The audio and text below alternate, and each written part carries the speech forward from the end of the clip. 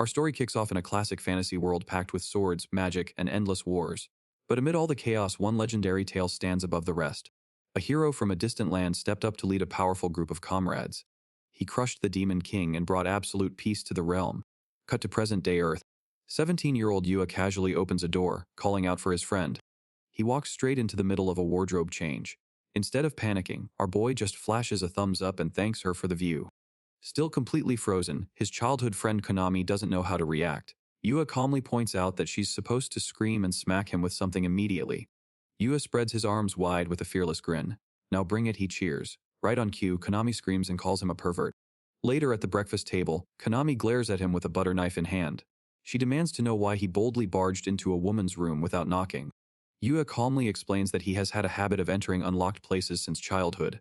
Konami practically blows steam from her ears, telling him to stop acting like a burglar. Brushing her off, Yua promises to put it on his to-do list while keeping his eyes glued to the TV.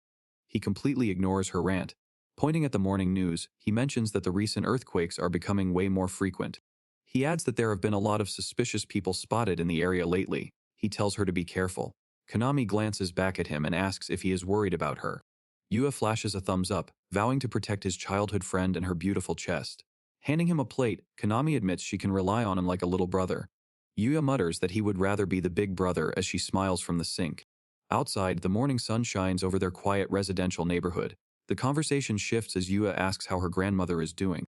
Konami cheerfully reports that her grandmother is doing fine, having just texted about an archaeological find in India. She turns the question back to him. Yua casually explains that his mom is working hard on a canned goods hotel, convinced it will be a huge success. Konami smiles, glad that both their families are doing well. Yua agrees just as a mysterious girl in a black dress approaches them on the sidewalk. As the stranger passes by, Konami is left stunned. She mutters a quiet wow, mesmerized by the girl's beauty. Without stopping, the stranger suddenly tells Yua to be careful. She glances back over her shoulder with a sharp glare, warning that she won't forgive him if he isn't. Just like that, the girl vanishes down the street. Konami blinks in surprise, wondering if that was just a weird new way to confess her love. Yua awkwardly replies that he highly doubts it. Walking into the school building, Konami asks if he did something perverted to make the stranger act like that. He denies it, confused by the accusation. Her expression turns serious as she admits the girl actually seems scary. Arriving at their classroom, Yua slides the door open and brushes the encounter off, leaving his friend annoyed by his lack of concern. Later in class, Yua rests his arms on his desk. He stares out the open window, letting out a quiet hum. Konami catches him sleeping through his afternoon classes. He casually blames it on staying up all night reading his mom's newest book. Intrigued, Konami asks what it's about and he explains it's a fantasy love story featuring a princess. She calls dibs on borrowing it before waving goodbye to head to her club. He throws up a hand, wishing the brass band girl good luck. Later that night, Yua sits at his desk grinding through some homework. He finally stretches his arms with a yawn and decides to hit the bath. Pulling back the curtains, he peers out to see if Konami is already asleep next door. A shadow down below suddenly catches his eye. He leans out the window, confirming his suspicions about a neighborhood creep. A sudden gust of wind rushes past his face. The floor violently shakes, making him brace for an earthquake. Turning around, he finds a glowing magic circle illuminating his bedroom. He scrambles back in panic as a blonde girl in a frilly dress materializes right in front of him. She proudly announces the success of her high-level teleportation magic. Stepping off the circle, she explains that royal treasures helped her safely travel to Earth, leaving Yua speechless. The mysterious girl throws her arms around his neck and pulls him into a tight hug. She calls him her hero and cheers that she finally found him. Yua just sits there frozen in place. A floating system window pops up to confirm her name is Angelia 8 Grantia and her class is Princess. Yua stares back in pure disbelief. He awkwardly asks her to repeat herself. The blonde girl flashes a bright smile and officially introduces herself. She tells him that he is going to reincarnate and become the strongest hero in the world. Making herself right at home, the royal guest lounges across his bedroom floor. Yua nervously eyes her frilly outfit. He points out that even for cosplay she is going way overboard. Yua slowly accepts her insane explanation with a defeated sigh. Needing a minute to process everything, he excuses himself to go take a quick bath. A chibi version of the princess frantically apologizes for showing up at such an awkward time. She then quickly recovers with a bright smile. She happily agrees to stay put and promises she is very good at waiting. Yua sinks into the hot water to clear his head and figure out his next move. His quiet time ends instantly as the princess waltzes into the bathroom wearing nothing but a towel. She playfully offers to wash his back while he stares at her in stunned silence. He gives a defeated sigh from the tub as she happily hums her way over. Wringing out a washcloth, he admits he still doesn't quite grasp what is happening. She flashes a warm smile and presents a soapy towel. The cheerful princess tells him to just call her Ange. Massaging his temples, he awkwardly accepts the new nickname. He trails off mid-sentence, unable to handle the tension. The blonde princess just tilts her head in innocent confusion. He suddenly sinks deep into the water to hide his face and blurts out a formal greeting. Ange playfully laughs it off, saying the pleasure is all hers. Peeking over the edge of the tub, he begs her to finally explain the situation. She pauses for a second, realizing she skipped over the actual basics. She casually drops the fact that she comes from a parallel universe called Futuria. Our boy points out that she acts surprisingly normal for an otherworldly visitor. Ange cheerfully reveals that her home world gets plenty of human visitors, allowing her to easily learn all about Earth. She points to his bottles, proudly listing off shampoo, conditioner, and body soap. Yua just gives a slow nod of defeat. He mulls over the parallel universe concept, figuring their worlds might actually be pretty close. Ange cheerfully agrees that they are practically neighbors. Without skipping a beat, she pumps the shampoo and presses herself right against his bare back. The mood suddenly shifts as she talks about her home world. She explains that her country has been locked in a brutal war against a demon king. Back in the tub, she gently scrubs his hair with a somber look. Yua desperately tries to lock in, forcing himself to stay calm through the extreme tension. Her sadness instantly vanishes as she gets hyped up about the legendary hero saving her world. She strikes a dramatic pose, accidentally blasting our boy right in the face with the shower. Throwing her arms around his neck, she cheerfully declares that he is the hero they need. Yua just stammers in total shock. She bounces up and down in excitement, insisting that being the strongest automatically makes him a hero. Yua tries to calm her down as her towel starts to slip. The towel finally drops, leaving Ange completely exposed. She nervously covers up, suddenly feeling embarrassed by his stare. Yua quickly turns away and slaps a hand over his eyes. Our boy bows his head and offers a very polite, albeit awkward, thank you. Later that night, Yua lies awake in his bed. He stares up at the ceiling, trying to process the chaos of his evening. Earlier, he had managed to get the princess dressed and shuffled her off to the guest room just to buy some peace and quiet. Back in the present, he kicks his feet in frustration. He mutters her crazy claim out loud, still struggling to believe he is supposedly a legendary hero. Reaching up to his bookshelf, he pulls out a fantasy novel. He notes that his mom uses the whole parallel universe hero trope all the time in her own writing. He flips open the fantasy novel, fully convinced his mom just hired some foreign girl to pull an elaborate prank on him. Suddenly, Ange materializes right next to his face, scaring the life out of him. She giggles and explains she just used a stealth skill called Shadow Walk. A quick flashback shows Ange slicing through a terrifying greater demon. She reveals she spent a long time endlessly grinding levels just to be worthy of joining his party. Back in the present, Yua repeats her gamer terminology in sheer confusion. Ange casually brags that she has already mastered most character professions on top of her princess skill. She flashes a confident smile, boldly claiming just how useful she can be. To prove her point, she casually summons a glowing, diamond-shaped light right out of thin air. She notes that the spell repels demons, guaranteeing them a safe night's sleep. Our boy just sweats under the glow, realizing she is blatantly breaking the laws of physics right in his bedroom. Yua points up at the floating gem, finally accepting that this isn't some elaborate prank. Ange giggles from the bed, assuring him that everything she said is true. She explains that most fantasy stories in his world are actually based on her home. The princess reveals that these legends were brought over by travelers who crossed between their worlds in the past. Yua just listens in quiet disbelief. Yua mentions he always assumed those fantasy tropes were just based on medieval Europe. Ange points out that his world's history only had swords, with zero magic or dragons involved. He sweats a bit, realizing she makes a solid point. Leaning over him on the bed, she notes that it is natural for her hero to be confused. She then shifts closer with a serious look in her eyes. Her hands clasp together, she lets her voice soften with genuine emotion. She sincerely expresses just how overjoyed she is to finally meet the hero she admires the most. Our boy finally gives in, sighing that he guesses it can't be helped. Ange gasps as her face instantly lights up with joy. Reaching out, she excitedly grabs his hand with both of hers. Flashing a bright smile, she thanks him from the bottom of her heart. Settling in under the covers, our boy tries to casually ask about her magic. He gets zero response as Ange is already dead to the world, happily murmuring about her hero in her sleep. Giving up on the conversation, he pulls the blanket up over her shoulders. Lying beside her, he props his head up and watches her rest. He quietly mutters the word hero out loud, still struggling to process the reality of it all. Suddenly, tears start streaming down her face. She cries out in her sleep, desperately promising to find the hero. A single tear splashes onto the pillow, completely catching Yua off guard. He stares down at her tear-stained face in silence. It finally hits him that a girl this cute was actually out there fighting for her life as a princess. Sitting up, he reaches over and gently wipes the tears from her eyes. He softly promises her that everything is going to be okay now. He flops onto his back and stares blankly up at the ceiling, eyelids growing heavy. He drifts off, wondering what kind of world Futuria actually is. Far away in a dark cavern, Yuya desperately fights off an endless horde of skeletons. Realizing it is a trap, he orders the princess to run while she cries out for her hero. Gripping his bloody sword, he flashes a confident smile over his shoulder. He tells her it is his duty to protect her and urges her to leave. Tears welling in her eyes, Ainge fiercely promises to get strong enough to save him next time. With a heavy heart, she finally turns away. He gladly accepts her promise as she sprints toward safety. A split second later, a fiery explosion blasts through the cavern. Back in the real world, morning arrives in the neighborhood. Konami excitedly skips up to the front gate, determined to be the one to wake our boy up today. She happily brags to herself about waking up early to secure the win. Stepping onto the property, something suddenly catches her attention. Throwing his bedroom door open, she freezes dead in her tracks. Yuya is just sitting in bed eating an apple next to a sleeping Ainge, wishing a shell-shocked Konami a good morning. He immediately pictures the worst-case scenario if he gets caught. In his head, a panicked Konami sprints away, sobbing to tattle to his mom about him bringing a girl home. His imaginary younger self just brushes off the drama with a careless snap of his fingers.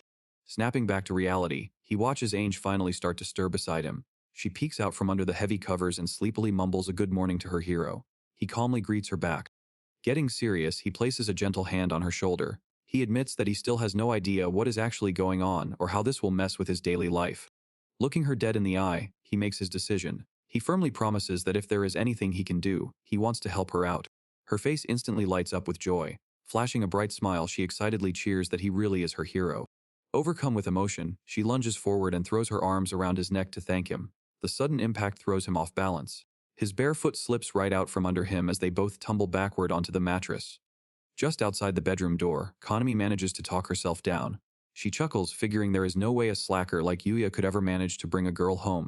Confident it is all just a big misunderstanding, she presses down on the door handle. She swings the door wide open, instantly shattering her denial. Yuya and Ainge look up from the mattress like deer in headlights. Tears flying everywhere, she sprints down the hall wailing about how he fell to the dark side. Watching her run off, Ainge just smiles sweetly and calls her cute. Yuya scratches his head with a heavy sigh. The princess innocently asks if that screaming girl is one of his party members, and he awkwardly agrees. Tossing on his school uniform, he asks her to fill him in on the rest of the details later. Ainge happily promises to have everything ready for his return. Heading off to class alongside a pouting Konami, Yuya waves back at his new roommate. He figures she really is from another world and hopes he can actually help her out. Cut to later that afternoon, Yuya stretches at his desk with a big yawn, happily declaring that he slept great. He leans back at his desk, casually pointing out that she should have cooled off by now. Throwing her hands up in the air, Konami yells back from across the room that she hasn't slept a wink. Yuya smirks from his seat, shamelessly teasing that she looks cute when she is mad. Her face burns bright red as she quickly turns away, frantically hushing him for being too loud. A blonde classmate suddenly pops into the conversation, playfully asking if the two of them are having another lover's quarrel. Konami immediately jumps on the defensive, stammering out a rushed denial. Kocho just flashes a knowing smile. Holding a finger to her lips, she casually brushes off the flustered excuses. Crossing her arms with a pout, Konami makes it perfectly clear that they just happen to have the day off from club activities. Our boy casually slings his bag over his shoulder. Jumping right on the opportunity, he suggests they walk home together. Turning her nose up with a huff, she demands to know why he is acting so normal when she is still furious. Not taking no for an answer, he swiftly snatches her bag right out of her hands, promising to explain everything on the way back. Struggling to keep up with him in the hallway, Konami frantically scolds his pushy behavior. Waving goodbye from the classroom door, Coco cheerfully warns them not to go overboard with any kinky stuff. Heading down the stairs, Konami passes by a friend and cheerfully waves goodbye.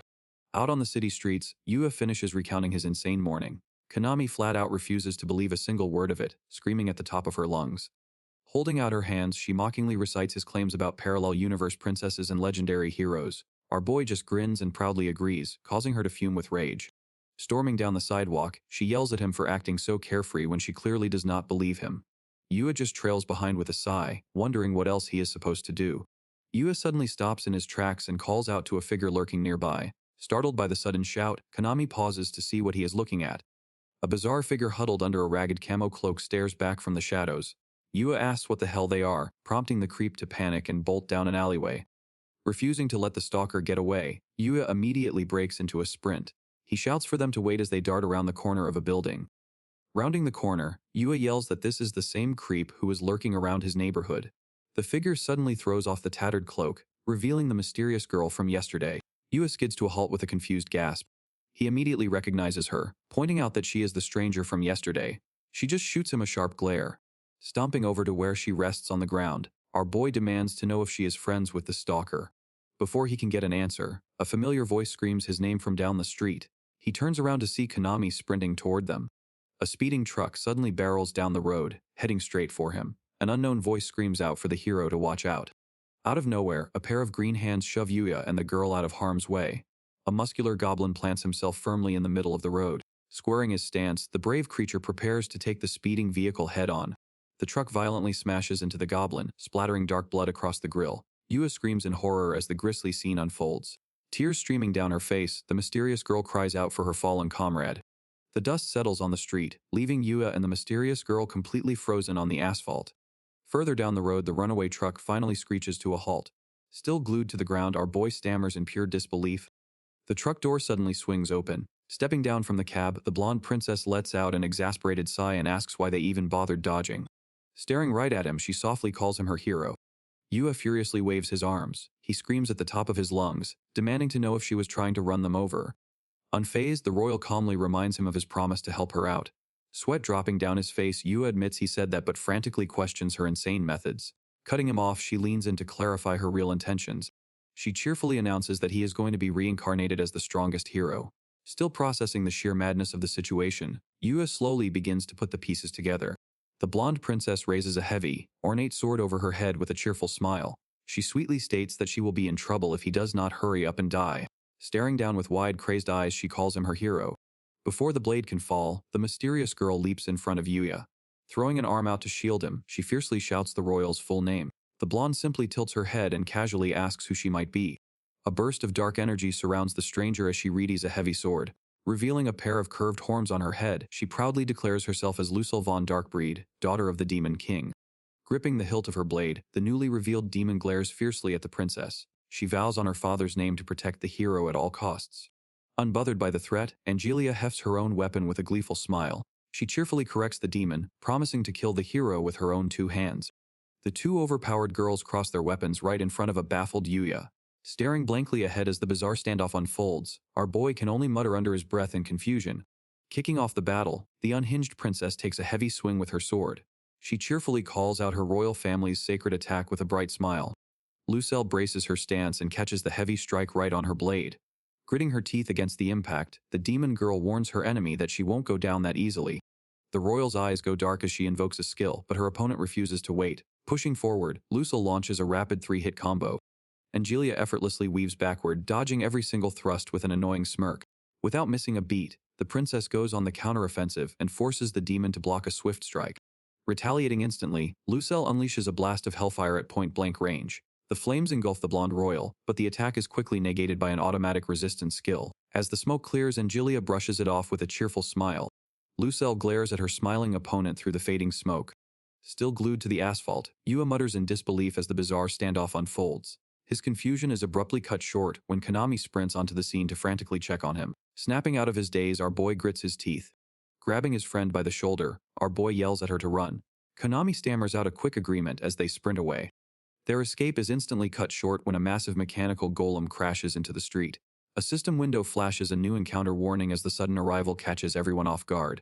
Keeping her sword raised, Lucille points out that the princess cannot possibly fight multiple boss-level monsters alone.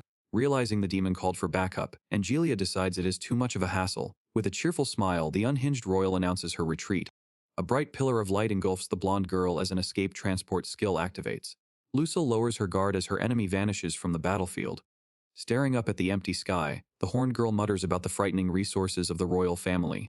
The massive mechanical beast respectfully takes a knee behind the demon, assuring the hero there is no need to panic. Still completely lost, Yuya demands to know exactly who this girl really is. Glancing back over her shoulder, she calmly assures him that they are on his side. A system window pops up beside her, confirming her identity as the Dark Princess.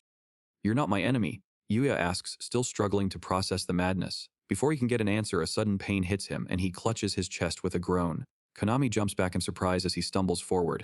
Gritting his teeth, our boy lets out a strained groan as the pain spikes.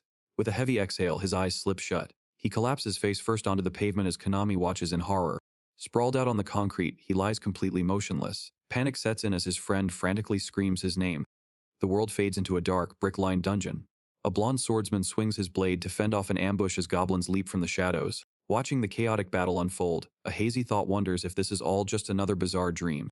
A party of adventurers is backed into a corner by the looming threat. Realizing they are facing the elite goblin ace, the terrified mage abandons his team and makes a run for it. The cowardly mage does not make it far before he is struck down in his tracks. Ignoring the screaming adventurers, the familiar muscular goblin casually lights a cigarette. Taking a drag, he calmly notes that the battle ended without any unnecessary casualties. Exhaling a cloud of smoke, the elite monster turns his attention to his next mission. He vows to complete the job for the sake of his king and princess before walking off into the dark corridor. Later, Yua wakes up in an unfamiliar room and rubs his head to shake off the confusion. He casually opens a nearby dresser only to find it stuffed with frilly lingerie. He just stands there staring at his sparkly new discovery. As he holds up a pair of black lace panties, a system window pops up to identify the loot. The prompt labels the item as battle underwear and notes that it grants a +1 to defense. Stepping into the room, Lucille notes that the hero is finally awake. Her confident entrance instantly derails when she catches our boy casually inspecting her underwear. The demon girl loses her cool and stammers in embarrassment. Unfazed, Yua apologizes and claims he just has a natural instinct to open any dresser he sees. Covering her mouth, Lucille realizes this bizarre behavior perfectly matches the lore of legendary heroes. In her mind, she pictures a classic RPG protagonist breaking pots and raiding closets without a single care in the world.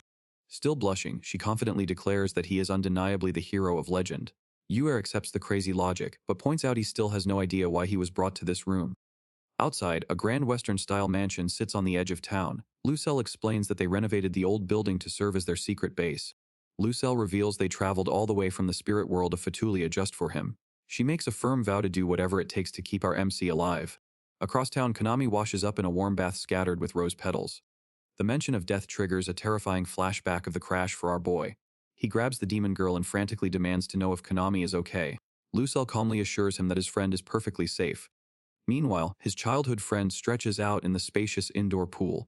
She marvels at the size of the tub and admits she jumped straight into the water the second it was offered. A woman with long wavy hair suddenly steps into the room and asks if she is enjoying the soak. Caught off guard, Konami yelps and scrambles back toward a lion-shaped fountain. The stranger smiles apologetically and introduces herself as Lamia Ace. She tilts her head and asks the flustered girl if she is a member of the legendary hero party. Lamia leans in and playfully asks if she is actually his lover. Konami immediately gets defensive and insists they are just neighbors. A brief memory of them sharing cake flashes through her mind as she tries to shut down the teasing. She leans forward in the water and begs the stranger to explain exactly what is going on with Yuya. Lamia just smiles calmly. She drops the bombshell that our boy actually possesses a rare power called the Reincarnator ability. Back in the bedroom, Lucille explains the insane catch to this power. She reveals that if he dies in this world, his soul will automatically be reborn in Fatulia as the ultimate hero. The pieces finally click for our MC, and he realizes the crazy princess was just trying to trigger his respawn. He brushes off the murder attempt and casually thanks Lucille for trying to comfort him. The sudden compliment completely catches the demon girl off guard. Her face immediately turns bright red as she frantically points a finger at him. She yells that she wasn't trying to comfort him at all and demands he just stay put so she doesn't fail her mission. Yua just laughs off her embarrassed outburst. Meanwhile, back in the bath, Konami absolutely loses it after hearing the insane lore dump. She splashes out of the water and screams in protest. The mysterious woman tells her to calm down, but the flustered girl angrily stammers that she can't just ignore it. Her face flushes bright red as she nervously blurts out that Yua is her very important childhood friend. Watching her stumble over her feelings, Lamia narrows her eyes and starts to connect the dots. Konami steps out into the hallway still trying to process everything she just heard in the tub. Yua spots his childhood friend and casually asks if she enjoyed her soak. Our boy jokes that he should have joined her. The flustered girl immediately snaps back, but her heart skips a beat when he leans in close to catch the scent of roses on her skin. Watching their usual banter, Lucille genuinely asks if the two of them always bathe together. Yua shuts the idea down with a quick laugh. The demon girl brushes off the conversation and places her hand on a set of heavy double doors. She announces that it is finally time to introduce them to her comrades. She swings the doors open and explains that the room is filled with elite boss-class monsters. She warns them that these are the fiercest fighters from every family in the demon army. The light clears to reveal a long war room table surrounded by terrifying creatures. Yua and Konami freeze as the monstrous generals all turn their attention toward the doorway. A slime reassures them not to panic while a gargoyle tearfully vows to fight in honor of their fallen goblin brother. The Chemmer scoffs at his scrawny frame, and a giant dragon eagerly challenges the hero to a duel. The rest of the elite squad quickly steps up to introduce themselves. A skeleton and a winged harpy offer a formal welcome, while an orc and minotaur vow to act as his shield. Lamia warmly greets Konami and a giant cyclops just laughs and tells our boy to relax his shoulders. Lucille crosses her arms and lays out the grim reality of their situation. She explains that the strongest being from the human kingdom has officially touched down. The demon girl warns them that the crazy princess will stop at nothing to kill Yua and trigger his respawn. She takes a firm step forward to lay down the law. There is no way her crew is going to let the royals win this one. They plan to do whatever it takes to cancel the birth of the ultimate hero. Striking a proud stance, she gestures to her elite strike team. As the daughter of the Demon King, she and her aces have crossed dimensions for one specific reason. They came to this world solely to protect him. She locks eyes with the bewildered high schooler. With fierce resolve, she promises that she will never let him fall. Meanwhile, across town, a very different strategy meeting is taking place. The unhinged princess paces a brightly lit hallway and notes that the side with the strongest weapons always plays the villain. She flashes a cheerful grin and reaches deep into a heavy sports bag. Pulling out a pump-action shotgun, she brushes off the entire demon army. She figures her stockpile of modern firearms will be more than enough to clear the board. She takes a seat at a desk, resting the weapon in her lap. 4 men in dark suits stand guard around her, glowing hearts hovering over their faces to show they are locked under a fascination spell. She looks over a table scattered with handguns, combat knives, and grenades. "My hero," she coos, gripping her weapon. "I'll save you from the demons right away." A deranged smile spreads across her face. "I will reincarnate you." The next morning, Yua and Konami arrive at the school gates like nothing ever happened.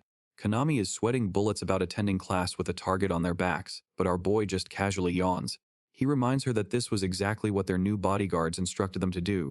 Flashing back to their strategy meeting at the mansion, Lucille had laid down the ground rules. The demon girl strictly ordered the teens to continue living their normal lives. Konami had been terrified, asking if going out in public would just invite another attack. Stepping up with a fresh cup of tea, the dapper skeleton general calmly admitted that they were still in danger.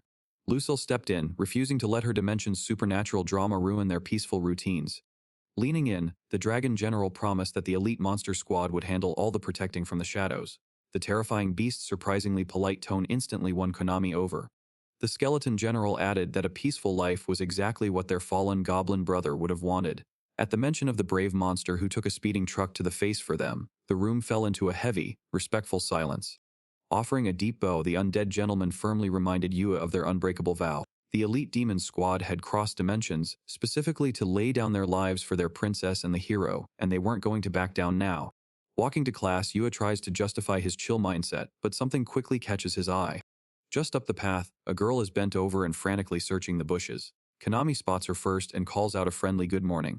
The upperclassman turns around in surprise. Enter Yoshino Sakurami, officially recognized as the most beautiful girl in the school. Konami hits her with another greeting while Sakurami quietly questions her own sanity. Catching her distracted vibe, our boy steps up and asks if something is wrong. Caught off guard that her panic was so obvious, Sakurami comes clean. She admits that she lost her harmonica. She points to the empty bench. She explains that she was playing it right there yesterday before it mysteriously vanished. As they chat, a sudden bright glint flashes from the nearby shrubbery. Yua catches the reflection and quietly mutters about it being light this time. Yua reaches into the leafy bushes and pulls out a shiny silver object. "Gotcha," he says it. A system window suddenly pops up to identify the item. It describes the silver harmonica as an instrument that plays beautiful tones based on the user's ability. The prompt also notes that silver is rumored to drive away demons. Sakurami confirms it's hers, completely stunned by how fast he found it. Konami proudly chimes in that finding lost items is Yua's specialty. Taking the instrument back, the upperclassman flashes a breathtaking smile and softly thanks him. Yua rubs the back of his neck and casually mentions he's glad they found it. Beside him, Konami is totally captivated by the older girl's legendary smile. Suddenly our MC clutches his chest with a sharp gasp as a strange, familiar sensation hits him. Sakurami admires her returned harmonica while Konami eagerly leans in to compliment how pretty it is. Meanwhile, Yua quietly wonders if this weird physical reaction is connected to a strange mark he saw earlier. Later, the two friends head inside to the school shoe lockers. Konami turns to him. "Hey, how did you know that Sakurami was troubled?" Yuya pauses by the cubbies to admit the truth. "For some reason I feel like I saw a mark above her head," he explains. Konami stares at him in confusion as he grabs his bag and walks away.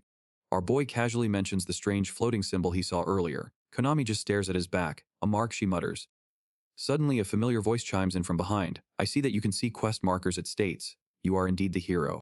The two friends whip around to find Lucille standing right there, fully decked out in a school uniform. Random classmates casually drop cheerful morning greetings to the demon girl as they pass by. Yu and Konami freeze in stunned silence. Right on cue, Kocho calls out a cheerful morning greeting from down the hall. Konami forces a polite smile and stammers out a reply. Beneath the surface, she is sweating buckets over this new arrival.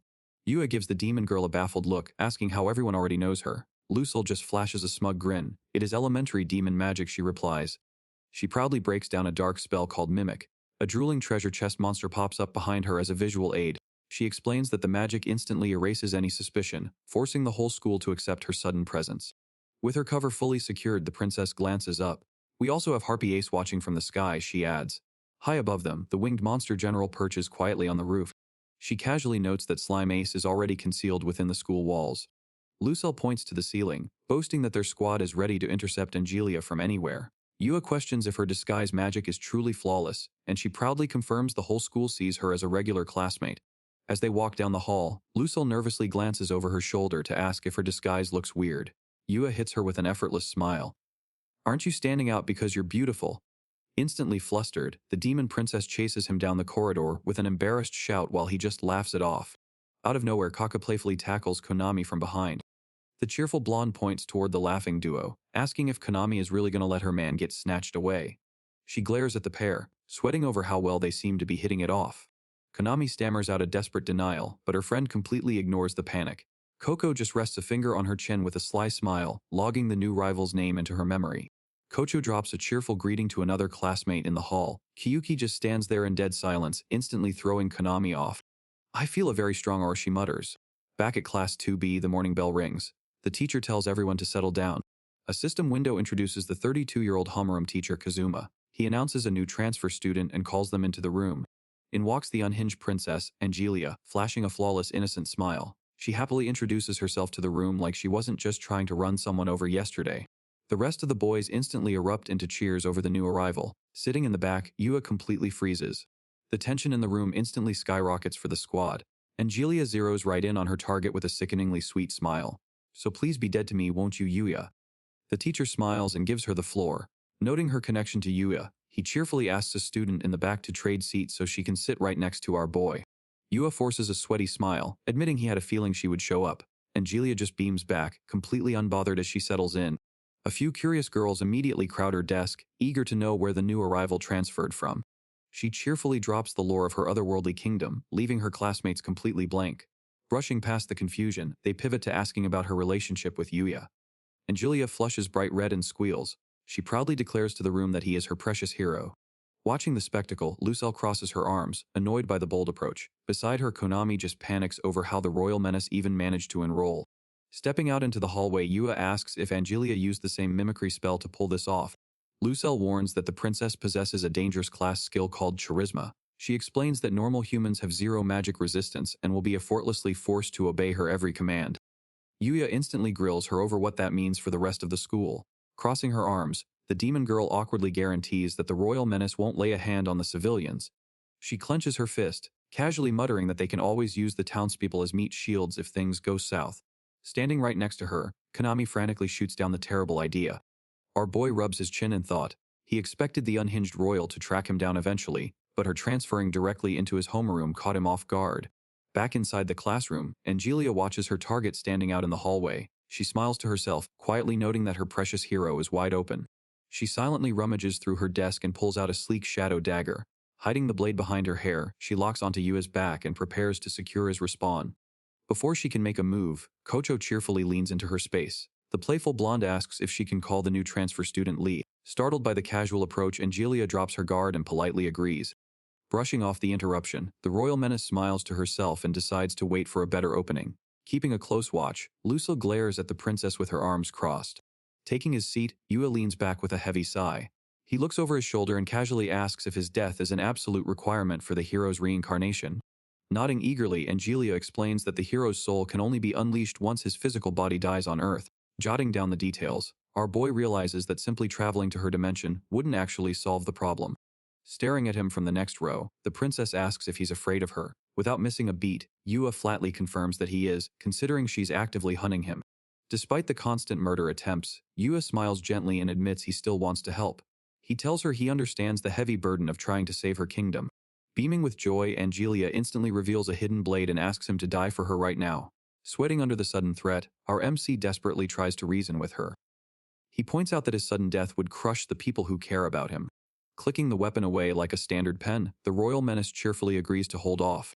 Later that day, Lucelle glances over her shoulder and notes that the princess isn't chasing them. Konami lets out a heavy sigh of relief. Our boy keeps his guard up, warning them that something still feels off. Suddenly, a black sedan cuts them off. Several tough-looking guys step out, quickly boxing the group in. Konami shrinks back, grabbing onto the demon girl in panic.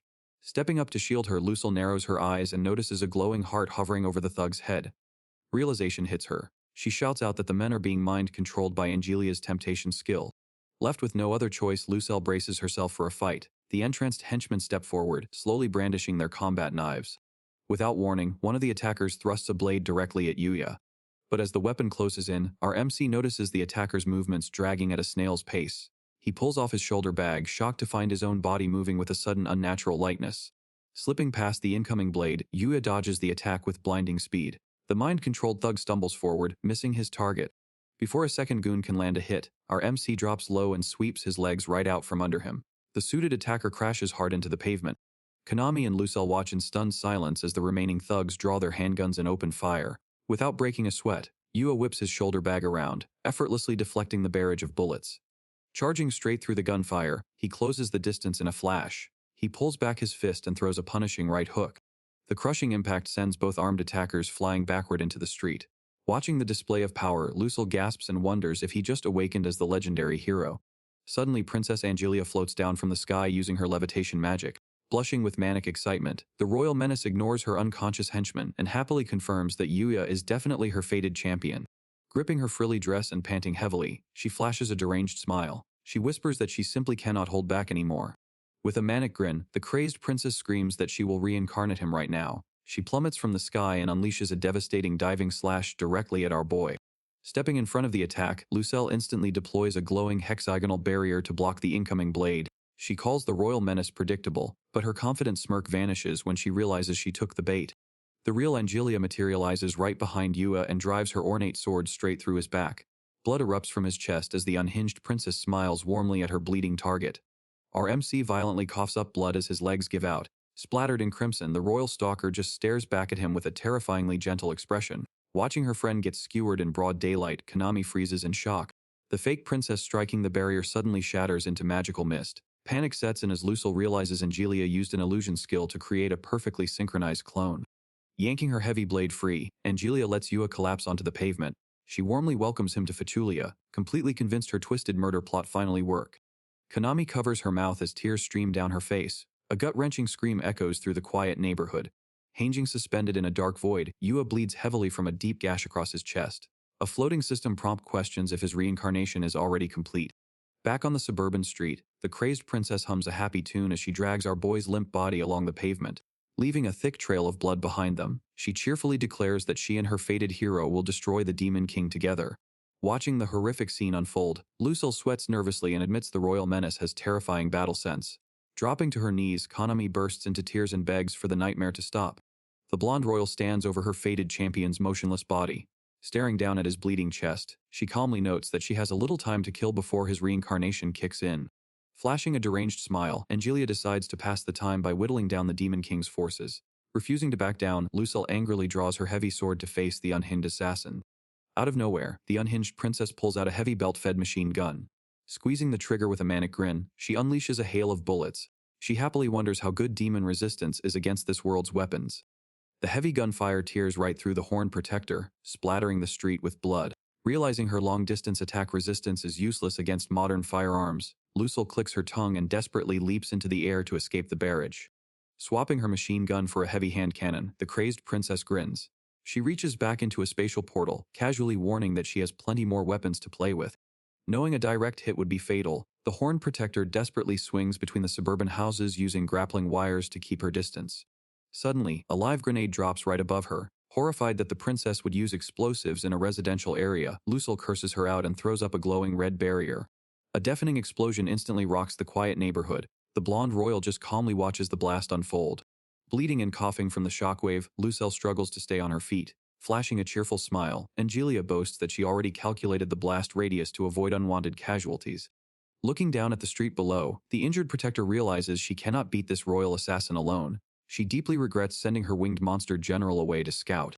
Losing her composure, the blonde royal insists she pierced his vitals.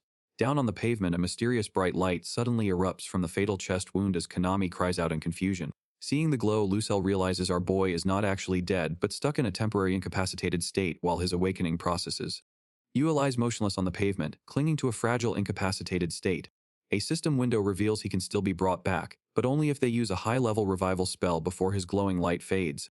Tears stream down Konami's face as she frantically begs to know if he will survive. Gripping her bleeding arm, Lucille drops the brutal truth that the demon army has zero magic or items to save him. Hearing this, the blonde royal cheerfully readies her weapon to finish the job herself. Refusing to let her champion fall, the Horn Protector dashes forward and fiercely deflects the incoming strike. Konami rushes to his side as the injured protector firmly holds her ground. Unbothered, the crazed princess notes that our boy will just bleed out on his own anyway. Lucille sweats nervously as she realizes the royal assassin is right. With Konami desperately trying to stop the bleeding, time is rapidly running out before his temporary state turns into permanent death. Out of nowhere, a magic transmission window pops up beside the panicked protector. It is an urgent incoming call from Lamiat Ace. Answering the magical link, her monster general frantically asks about the explosion in the neighborhood. Looking down in shame, Lucelle delivers the crushing news that their fated hero has already fallen. She tightens her grip on her weapon, deeply regretting that our boy died on her watch. Through the magical link, Lemia Ace sternly tells her not to give up just yet. The monster general reveals she actually has a plan, leaving the injured protector stunned. Down on the pavement, Konami continues to weep over his fading body. Over the call, the demon general confirms her plan could work but comes with a serious catch, leaving the heavy decision entirely up to her commander. Hearing the extreme proposal, Lucille steels her resolve and agrees to the terms. She proudly reminds her subordinate that she is the daughter of the Demon King after all. Still clinging to his bleeding chest, the traumatized childhood friend breaks down and begs him not to die. Staring at her broken state, the Horn Protector calls out her name and asks if she truly wants to save him. The injured girl bluntly asks if she is willing to hand her soul over to a demon in exchange for his life. Swallowing her fear, Konami wipes her tears and gives a firm, determined nod. Realizing the girls are plotting something, the crazed princess launches another rapid assault to stop them. Following the new plan, Konami is instructed to use a glowing magical pendant. Refusing to let the royal assassin interrupt the ritual, Lucille steps up and fiercely crosses swords with her once again. The crazed princess fiercely swings her weapon, proudly declaring she will claim the hero's life. Refusing to back down, the Horn Protector firmly blocks the strike. Pushing back with all her remaining strength, Lucille vows she won't let the royal assassin win. Smiling through the heavy clash, Angelia realizes her opponent actually gets stronger when she takes damage. Channeling her dark energy, the demon girl unleashes her Calamity Bolt spell right at her enemy. Unfazed by the point-blank blast, the blonde royal casually notes that humans and demons aren't so different. Meanwhile, Konami stares at the magical pendant with zero idea how it actually works.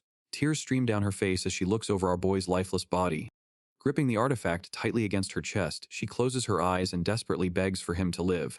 She screams out for him to come back to her. Responding to her voice, a glowing magic circle suddenly erupts from the pendant. Out of nowhere, a bizarre system screen pops up. The confused girl is suddenly forced to choose between two different character classes. Bleeding but determined, the Horned Demon orders her to select the Dark Priest class. Still panicking, Konami stammers out a quick confirmation and hits the glowing prompt. A complex magic circle instantly materializes under her shoes. She looks down in total confusion as the pavement begins to light up. Caught off guard, her school uniform suddenly bursts apart in a blinding flash of energy. Realizing what they are doing, the crazed princess clicks her tongue in annoyance. Deciding to just eliminate both of them, she readies her weapon and casts a holy arrow spell. With a wicked smile, the blonde royal swings her blade forward. A heavy barrage of glowing spikes launches directly toward the helpless girls.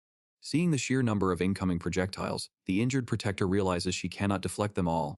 In a desperate move, she slams her hands down and deploys a glowing sanctuary seal. A heavy explosion rocks the defensive barrier as the arrows make impact. Before the royal assassin can strike again, an unknown blast suddenly intercepts her attack from above. Startled, she looks up at a nearby roof and spots two familiar classmates watching the fight. The blinding light fades to reveal her dark new outfit. A system window flashes in the air, officially registering the teenager as a dark priest. Staring down at her new attire, she is stunned by the sudden surge of magic. Clenching her fists, she realizes she finally has the power to save him. Wasting no time, she thrusts her hand forward. She desperately commands our boy to return to the world of the living. Casting her dark resurrection skill, she sends a wave of energy over his lifeless body. Miraculously, he violently gasps for air and spits up a mouthful of blood. The horned demon and the newly crowned priestess cry out his name in pure relief. Meanwhile, the unhinged princess clicks her tongue in frustration that her perfect assassination was just undone.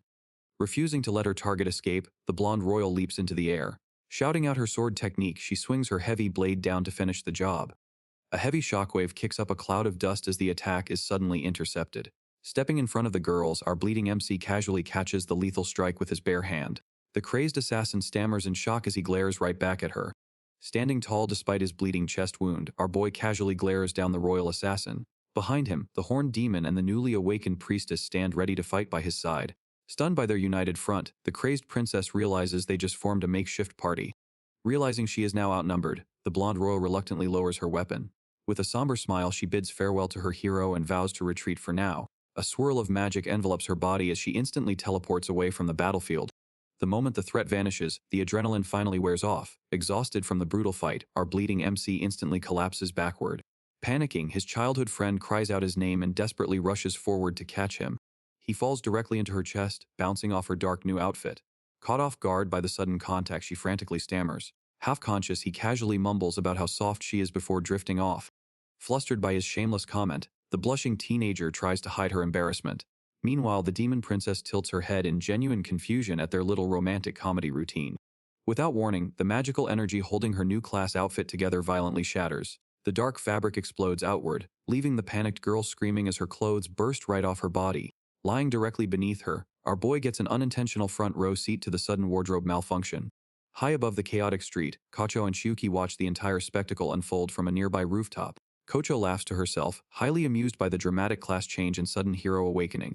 Down below, the girls frantically scream at Yua to close his eyes while they scramble to find some clothes. Watching the chaotic scene from above, she admits she has a really bad feeling about all this.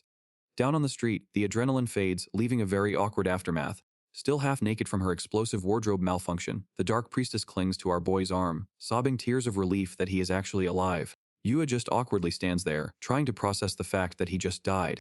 Staring down at his bloodstained shirt, the reality of his near-death experience finally sinks in.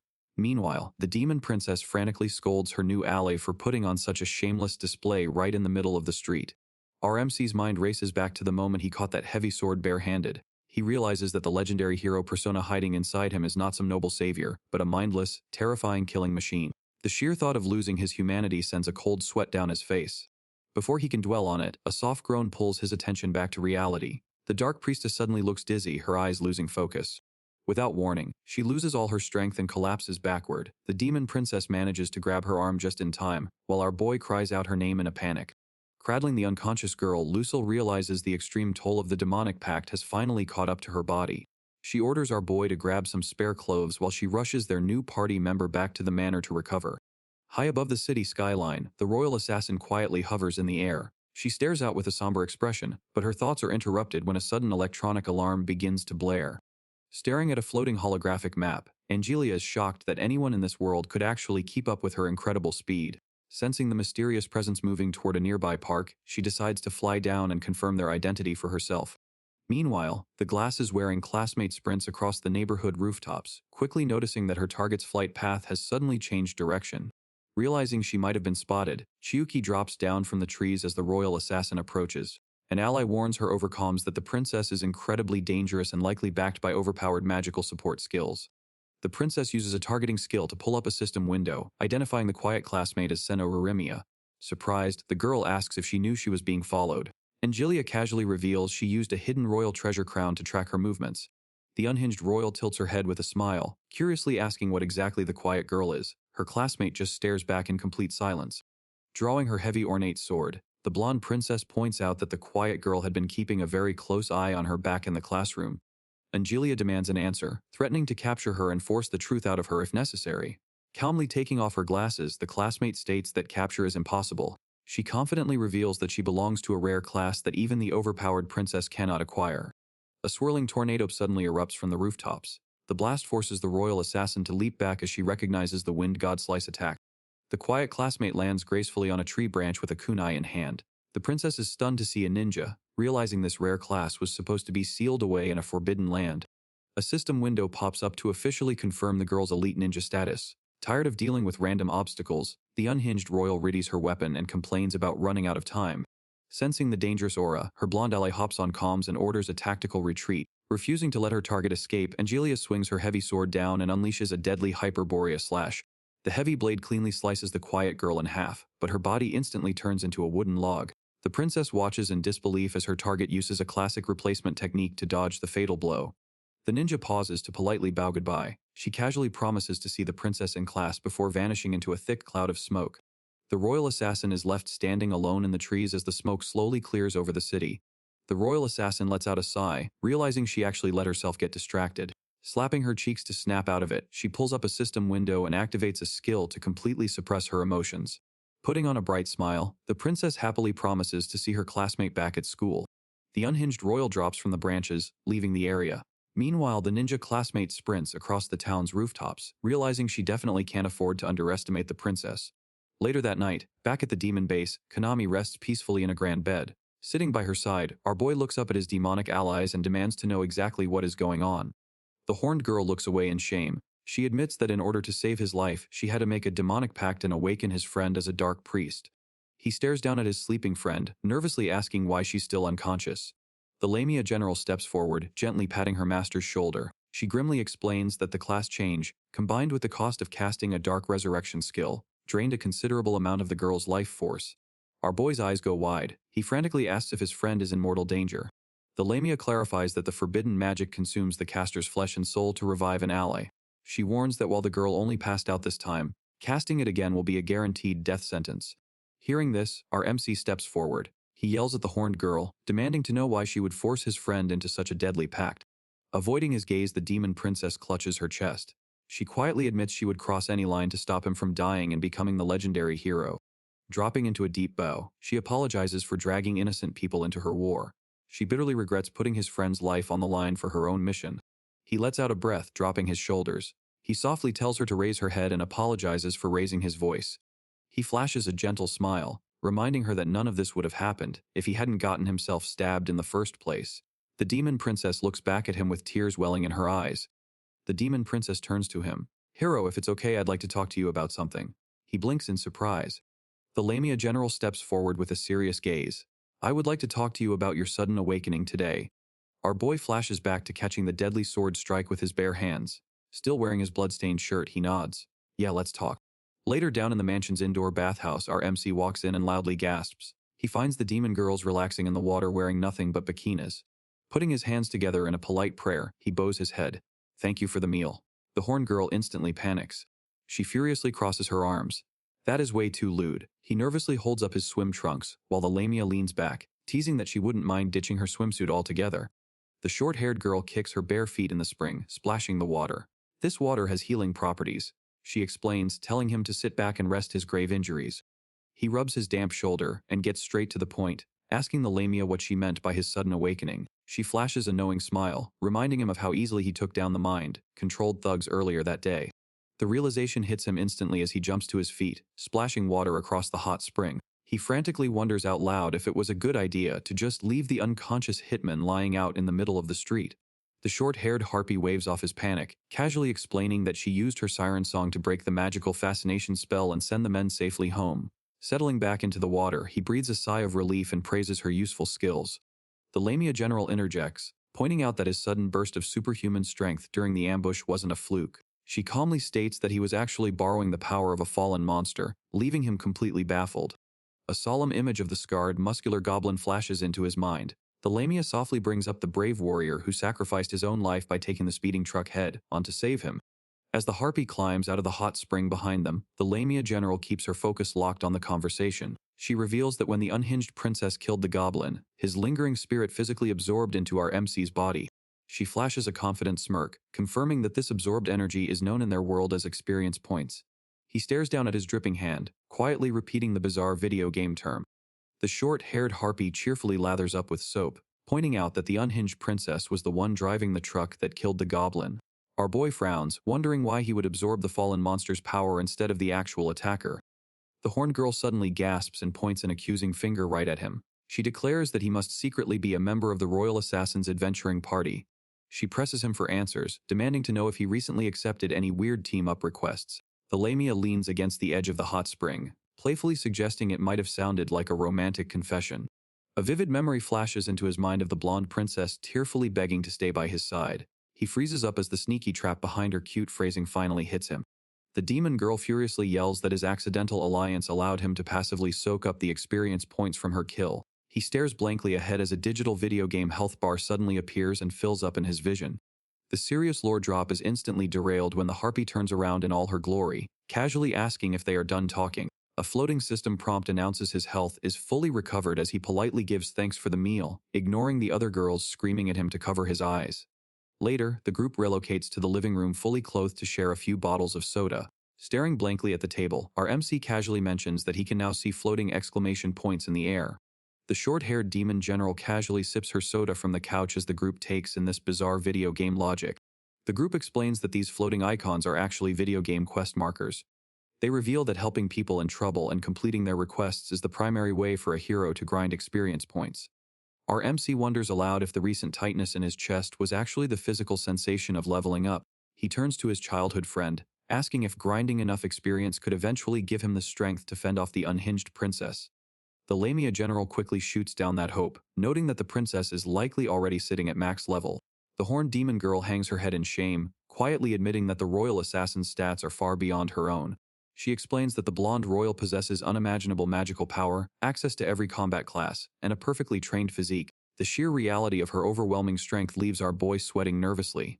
He smiles softly, pointing out how sweet it is that she can openly acknowledge her mortal enemy's strength. The horned girl blushes furiously at the unexpected praise, while his shaken soda bottle violently fizzes over his hand. Quickly clearing her throat to hide her embarrassment, the demon girl gets right back to business. She declares that their only chance of survival is to rapidly train him up, to which he firmly agrees. Their strategy session is cut short by a polite knock at the double doors. A muffled voice asks to excuse the interruption before a gloved hand turns the handle. A sharply dressed skeleton steps into the room, announcing that the childhood friend is finally awake. Our boy instantly jumps up from the couch and shouts her name. The other demon girls smile and suggest they finish their chat later. He bolts right past the skeleton and sprints down the hallway, leaving the horned girl calling out after him.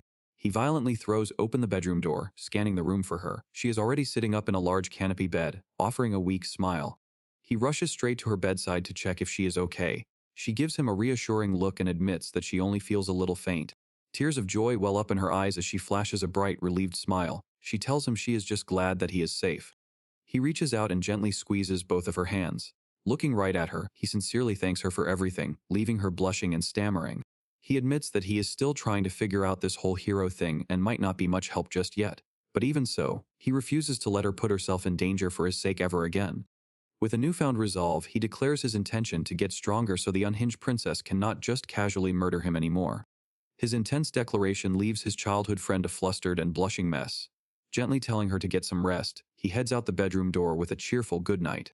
Stepping out into the hallway, he finds the horned demon girl waiting alongside the towering golem general. Wasting no time, she informs him that they have already prepared a training regimen. He agrees without hesitation, stating that he cannot rely on them for protection forever. A glowing video game prompt suddenly appears in front of the giant creature, asking if he accepts the grueling conditions. Flashing a confident smile, he thrusts his fist forward and eagerly accepts the challenge. Out at an abandoned sanctuary, the real work finally begins.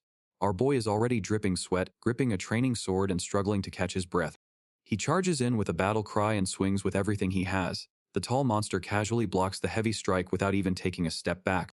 The dust settles, giving him a clear view of the giant golem general. A glowing video game menu pops into reality right in front of him, tracking the boss health bar. Our MC grits his teeth and grips his weapon tight. He quickly realizes his standard attacks are bouncing right off. He calls out to the one-eyed Cyclops general for advice. The gruff monster barks back, telling him to swing with everything he has since the crafted sword will not break. The short-haired demon girl steps up and tells him to study the monster body closer. He lowers his stance and raises an eyebrow at the vague hint. Squinting at his opponent, a strange pulsing light catches his eye. The glow seems to be radiating from specific spots across the stone armor. The horned demon girl yells for him to push his focus even further. He concentrates, locking onto the pulsing targets across the stone armor. His mentor proudly announces that spotting weak points is a special trait of the hero class. With his sights set, our boy confidently calls out that he sees the opening. He charges forward with a fierce battle cry. Leaping into the air, he drives his training sword straight into the mark on the giant's head. He touches back down and eagerly asks if the strike was enough. Instead of going down, the towering monster instantly winds up a massive counterattack. Recognizing the lethal danger, his mentor throws her hand up and abruptly calls an end to the session. The warning comes a second too late. The devastating impact launches him straight into a stone wall, triggering a massive video game death screen to flash across his vision. A distant voice slowly pulls him back from the void. He blinks away the darkness to see who is calling his name. His vision clears to reveal he is resting comfortably in his mentor's lap. She gently casts a healing spell over his forehead and casually welcomes him back to the land of the living. He eagerly rubs his face against her lap. "Your thigh pillow is the freaking best!" he cheers. His flustered mentor immediately snaps back and calls him a pervert. She quickly dumps him face first onto the dirt. After scolding him for acting so casual right after a near-death experience, she eventually sighs and calls for a quick break. The makeshift party sets up a small picnic mat right in the middle of the ancient stone ruins. The hulking demon generals pass around drinks and relax to catch their breath. The towering golem bows its head to apologize for the lethal training counterattack. Our boy just waves it off with a laugh, assuring the giant boss that he feels fine. He finally takes a moment to really look at his surroundings. Staring up at the strange sky and crumbling stone pillars, he points out that they definitely aren't in Japan anymore. The sharp-dressed skeleton steps up to explain that they are inside a pocket dimension known as a dungeon. He proudly boasts that the magical isolation is the perfect place to train without the crazy princess tracking them down. Our MC sits cross-legged on the mat to admire his newly crafted weapon. He playfully swings the lightweight blade, noting how well it adapts to his grip. Sitting nearby, the one-eyed Cyclops takes a sip of his drink and gives the hero props for his solid combat moves. Lucelle insists that mastering a blade requires years of grueling practice. Yua just shrugs, pointing out that he can probably just unlock a swordsman class to skip the grind. Giving up on the lecture, his mentor simply hands him a fresh towel. She pours him a tall glass of fruit water and promises to keep protecting him on the battlefield. He gratefully takes the cup. Reaching into a woven picnic basket, his mentor pulls out plates stacked high with thick sandwiches. As they unpack the food, she admits the unhinged princess is straight up terrifying. She reassures him that since his stats are still so low, he doesn't need to stress about fighting the crazy royal yet. Balancing a heavy plate of food in his hands, our boy casually speaks up. He looks her straight in the eyes and tells her she'd make an incredible wife. The sudden romantic praise makes the fierce demon daughter blush wildly and stammer over her words. The hulking Cyclops bursts into laughter, loudly encouraging the hero to just marry her right now. Taking a bite of his sandwich, Yua casually ignores the marriage teasing. He points toward two of the other monster generals resting nearby. The towering golem and the winged demon girl chill together in the dirt. The rest of the monster squad watches them, convinced the two bosses are officially dating. The faceless machine shrugs it off. He explains that they simply bonded over being mineral-type magical monsters. Our boy takes another bite of his sandwich and smiles. He realizes that even elite demon bosses have their own personal drama to worry about. Break time ends and the intense sparring session resumes. Lucille dials up the difficulty, coming in fast with a tricky side slice that catches him off guard. Their blades violently clash and send sparks flying through the air. She expertly shifts her grip to deflect his weapon upward. The demon daughter immediately dashes back in for another strike. Yuya desperately grips his hilt, forcing his eyes to focus and track her movements. Instead of analyzing her combat form, his gaze drops straight to her shapely curves and long legs. He stands frozen on the battlefield, deeply distracted by his gorgeous mentor. Hoping to create an opening, Yuya loudly compliments her incredible beauty, making the fierce demon blush and turn away. Seizing the moment, our boy steps in and swings his blade down hard. Before his strike can connect, a magical system prompt instantly deploys an automatic guard to block the hit. Her weapon suddenly erupts in a bright burst of flames. The demon daughter's eyes widen in panic as a system prompt declares an auto counterattack. Forced to move entirely against her will, she frantically warns the hero to dodge. Yua desperately raises his practice blade to parry the incoming fiery slash. Just as their weapons violently clash, a magical system prompt appears and deploys an auto guard to protect him. The intense impact sends his practice sword spinning out of his grip. The heavy force knocks him off his feet, dragging his frantic mentor down into the dirt right on top of him. He groans in pain as he flatlines on the ground with the gorgeous demon pinned across his chest. Still catching his breath, he immediately asks if she got hurt.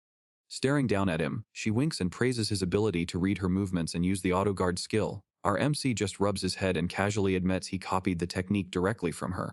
Her playful smirk vanishes into pure confusion. She leans in close and mutters that a hero shouldn't possess a monster's learning ability. Still pinned to the dirt, our boy asks if she is sure about this. He wants to help but reminds her that the hero is technically her sworn enemy. The demon daughter casually agrees. She admits she actually has high expectations for him. The fierce demon hopes that by training his current human self, he will not just blindly become a mindless killing machine if he ever reincarnates. She believes his kind heart will keep him grounded. Flashing a rare, genuine smile, she softly asks if he will let her place her hopes in him. Suddenly realizing how close they are, the flustered mentor jumps back and awkwardly changes the subject. Her sharp teeth poke out as she orders him to spend his stored experience points to heal his burns. Yua just sweats and agrees to follow along. The winged gargoyle general steps in to deliver a quick lecture on accessing game parameters. She instructs the hero to focus his consciousness right at the base of his chest. Our MC closes his eyes and instantly feels a strange magical glow welling up inside. His eyes snap open as a glowing holographic status screen materializes right in front of his face. The magical window perfectly displays his current level class and a full breakdown of his physical combat stats. He excitedly points out all the floating numbers and icons. The winged general explains that an average human usually caps out at around 3 or 4 points per stat. The monster general points at the glowing window, telling him to focus on stamina first. Our boy immediately zeroes in on his fate stat sitting at 15. She explains that it represents his immense luck and destiny to become the ultimate hero. The demons keep yapping about the importance of stamina and physical builds, explicitly warning him not to waste points on mana. Yuya completely ignores the lecture. He stares at his glowing finger, totally hyped at the thought of finally using real magic. The next morning, Kachao and Lucelle stroll up to the school gates. They immediately spot the unhinged princess waiting for them by the entrance. The two mortal enemies exchange incredibly fake, polite morning greetings. Kako just sweats in the background as the tension instantly spikes.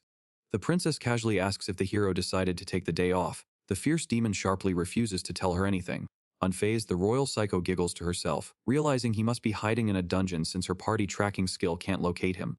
Kacho nervously steps in. She admits that Yua won't be coming to school for a while. Pointing right at her, the playful classmate cheerfully explains that Yua totally ruined his status build. The princess freezes in pure shock at the thought of her perfect hero making a rookie mistake. The unhinged princess bursts into hysterical laughter at the news. A system prompt pops up showing her stats jumping as she easily rationalizes his rookie mistake. She fawns over how adorable her hero is while the rest of the group stares in blank shock. The vibe shifts as the blonde royal marches forward with a fiery aura. She casually threatens to use force, but Konami snaps right back. The devoted childhood friend fiercely declares she will never hand her hero over to a psycho. Before a fight can break out, the princess suddenly stops and waves. She turns her attention to the quiet girl in glasses standing near the gates. With a knowing smile, the princess thanks the secret observer for her sniper intervention the other day. Chiyuki just stares back and mutters a flat morning greeting. The standoff fizzles out as the girls regroup. The playful classmate wraps her arms around Konami and starts prying for gossip. Watching them banter, the royal psycho starts hatching a new plan. A cartoon lightbulb flashes over her head. Flashing a wide grin, she suggests the whole crew just ditch school for the day. Later that day, the entire squad arrives at a sprawling indoor water park. The rival girls set aside their weapons and show off their swimsuits before hitting the pools. Without hesitating, the quiet classmate dives straight into the pool. Meanwhile, the playful blonde pops up from the surface with a cheerful grin. Konami splashes down a massive water slide with a huge smile. She wades to the edge of the pool and spots her playful classmate lounging on a beach chair. The devoted childhood friend immediately demands to know why they are suddenly at a luxury spa resort. Relaxing in her chair with a pair of sunglasses, the blonde casually explains that her dad is wealthy enough to rent out the entire water park. Waiting in the pool, Konami admits she had no idea her friend came from money. The fierce demon suddenly marches over in her bikini and demands an explanation for the sudden vacation. Smirking behind her shades, the playful classmate tells the flustered girls to calm down. The blonde leans back in her chair and looks up at the towering demon. She explains that having a real heart to heart requires bearing it all, but she decided to compromise with swimsuits instead. Stepping down into the warm water, the unhinged princess completely agrees with the sentiment. She calmly notes that the group managed to isolate the hero, claiming she also wants to avoid any senseless destruction. The royal psycho flashes a sinister smile and admits she has no problem dragging innocent bystanders into her mess if forced. Hearing the thinly veiled threat, the devoted childhood friend freezes in pure terror. The fierce demon sprints across the wet concrete and slides right between the unhinged royal and the pool. She throws her arms out wide in a defensive stance. The playful classmate casually steps up and shoves both of their faces back with a cheerful smile. She slides her sunglasses down her nose and abruptly shifts the conversation. With a knowing smirk, she asks the stunned rivals if they actually know the real truth about this world. Right back at the luxury water park, the unhinged princess and the fierce demon freeze in their tracks. They stare at their playful classmate in disbelief and ask what she means by the truth of this world. The demon girl gasps as she realizes exactly what the blonde is talking about. Sliding her sunglasses down, Kako flashes a confident smile and confirms her suspicions. A glowing system screen suddenly materializes next to her to display her true identity. She casually summons a rotating magical orb into her hand and reveals she is actually a sage. She explains that sages fought alongside the ultimate hero in ancient times. A fiery hologram projects behind her, illustrating how their overwhelming power forced the royal family to banish them to a forbidden land. Standing nearby, the devoted childhood friend stammers out a question as she trembles in the water. The playful blonde just smiles and gently pats her on the head. Leaning in close enough to make the brunette blush, Coco tells her not to worry about any of this. The flustered girl just stutters and nods along. Across the pool, Angelia tightens her grip on her heavy ornate sword. Remembering the tragic death of her hero in a past life, the royal psycho vows to never be separated from him again. The unhinged princess thrusts her ornate sword right at the sage's face, demanding to know her true intentions. Unfazed by the blade, the playful blonde calmly brings up her past life memories. The fierce demon immediately draws a sharp kunai, sending the brunette jumping back in shock. Kako ignores the sudden hostility and cheerfully claims she just wants to be friends with both of them. Not buying the friendly act for a second, the royal psycho activates a special eye skill to see through the deception. She flashes a smug smirk as the system confirms the blonde is bluffing. Weapon in hand, she confidently warns that her magical interrogation is foolproof. The playful classmate just chuckles at the threat and drops another lore bomb. She reveals the royal family's truth-seeing skill was actually a gift from the sages, leaving the princess stunned. Trying to piece the puzzle together, Angelia asks if the banished sages are plotting revenge on the royals. She quickly rethinks her theory, wondering if they actually want to team up with the hero to slay the demon king instead. With a carefree laugh, the blonde admits her endgame is a secret, but swears her desire for friendship is genuine. Realizing the sage isn't an immediate threat, the princess reluctantly calls a truce. Waving off the heavy conversation, Kocho cheerfully suggests they drop the serious talk. The playful blonde kicks back in her pool float, declaring they should just go back to enjoying their day off. The fierce demon and the unhinged princess just stare at her in stunned silence. Splashing over to her playful classmate, Konami asks what she meant by the truth of the world. Taking a sip from her tropical drink, the blonde casually reveals that Earth and Fetulia used to be the exact same planet. The sudden lore drop sends a shockwave through the water as the girls shout in disbelief. Elsewhere, Yuya is in the middle of a brutal training session against the towering golem general. Putting his new magic build to the test, he quickly fires off a flame arrow spell. The fiery blast catches the armored giant off guard and sends him staggering backward. Capitalizing on the opening, our boy launches himself into the air. He brings his blade down hard, striking the demon right on top of its metal casing. Bouncing off the giant, he flips backward to create some distance. Before he can even catch his breath, a heavy incoming strike forces Yuya to throw up a glowing hexagonal barrier. The sheer force of the impact sends him skidding across the dirt. Just as the brutal sparring session is about to resume, the dragon general suddenly steps in and calls it off. The scaly monster praises the young hero, admitting his rapid growth makes him look like a different person. Wiping the sweat from his face, Yuya smiles and humbly credits his new strength to their relentless training. Back at the mansion, Lucille takes on the role of a teacher. She stands in front of a whiteboard labeled Hero Rebuild Plan, trying to figure out how to salvage Yuya's ruined stat build. A holographic system window pops up to display the stats for a rare item called the Staff of Apollonius. Yuya reveals that the magical weapon was a gift from the Limia general, finally giving him the ability to cast basic spells. Looking down at the ornate weapon, our boy admits that relying on high-level gear feels a little like cheating. The seductive demon just smiles warmly at his hesitation. The towering dragon general steps in, agreeing that skipping the grind isn't the most honorable way to grow. He explains that normally a low-level adventurer would have to slay boss-class monsters to earn such powerful loot.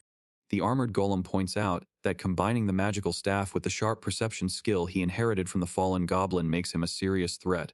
Yuya inspects his new gear, taking in the heavy expectations. A cheerful horned demon suggests he spec into a magic swordsman class to perfectly complement his blade skills.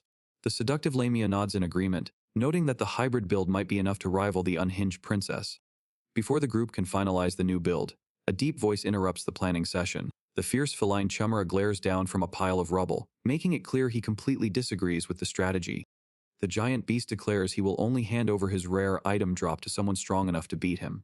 Glaring down at our boy, the Chumara scoffs, doubting Yuya could ever pull it off. Undeterred by the imposing monster, Yuya just flashes a confident smile. He eagerly accepts the challenge, figuring all he has to do is win. The monster bares his fangs, snarling at the cocky response. The seductive Lamia quickly steps in, warning him about the general's immense power. Sword in hand, Yuya nods, explaining that since everyone has helped him out so much, he refuses to back down. She tries to remind him of his dangerously low level, but Yuya stands his ground. Grip tightening on his blade, he declares that hero destiny aside, he just wants to become a strong and proud man. With the demon woman wondering if he actually stands a chance, the Chimera suddenly lunges forward. The beast swings a heavy paw, sending a shockwave through the dirt. Yuya slides across the ground to dodge the heavy swipe, but the monster's snake tail instantly strikes from the side. Thinking fast, the young hero points his new magical staff and blasts the serpent right in the face with a fiery spell. The two fighters square up across the rocky wasteland. The seductive Lamia urgently reminds the beast that killing the human is strictly forbidden. The horned lion just scoffs, sadistically threatening to rip off his limbs and lock him in a dungeon instead. Cutting off the threat, Yua yells for the monster to shut up. The giant beast just growls back, ranting that fighting head-on is what demonic pride is all about. Digging his heels into the dirt, our boy points out that despite their monster pride, the demon generals have been incredibly kind to him and Konami. Gripping his blade, he vows to do whatever it takes to repay Lucelle and the rest of the squad. Staring down the towering boss, Yua fiercely declares he will beat the respect right out of him. Furious at the disrespect, the beast opens its jaws as blinding energy gathers in its throat. It roars that it will reduce the cocky human to cinders. With a vicious snarl, the monster unleashes a devastating wave of pure fire straight at him. The devastating fire blast engulfs the area in a thick cloud of dark smoke. As the dust settles, our boy stands unharmed. His pupils suddenly shift into glowing crosses. Yua blinks in confusion, realizing the giant monster's attacks now look incredibly slow. The beast lunges forward, but he effortlessly sidesteps the charge. Gripping his blade, he readies a counter-strike and spots the perfect opening. With a swift strike, he brings his heavy sword down. The blade cleanly slices right through the beast's thrashing snake tail, sending the severed head flying across the dirt. The seductive Lamia gasps in shock, suddenly losing track of his fast movements. The scaly dragon realizes Yua just activated a legendary time-slowing skill. Watching the fight, Lucille calmly praises the young hero's transcendent battle sense. Furious at the sudden counter-strike, the towering Chemar glares down with wide, bloodshot eyes. "You bastard," the beast roars.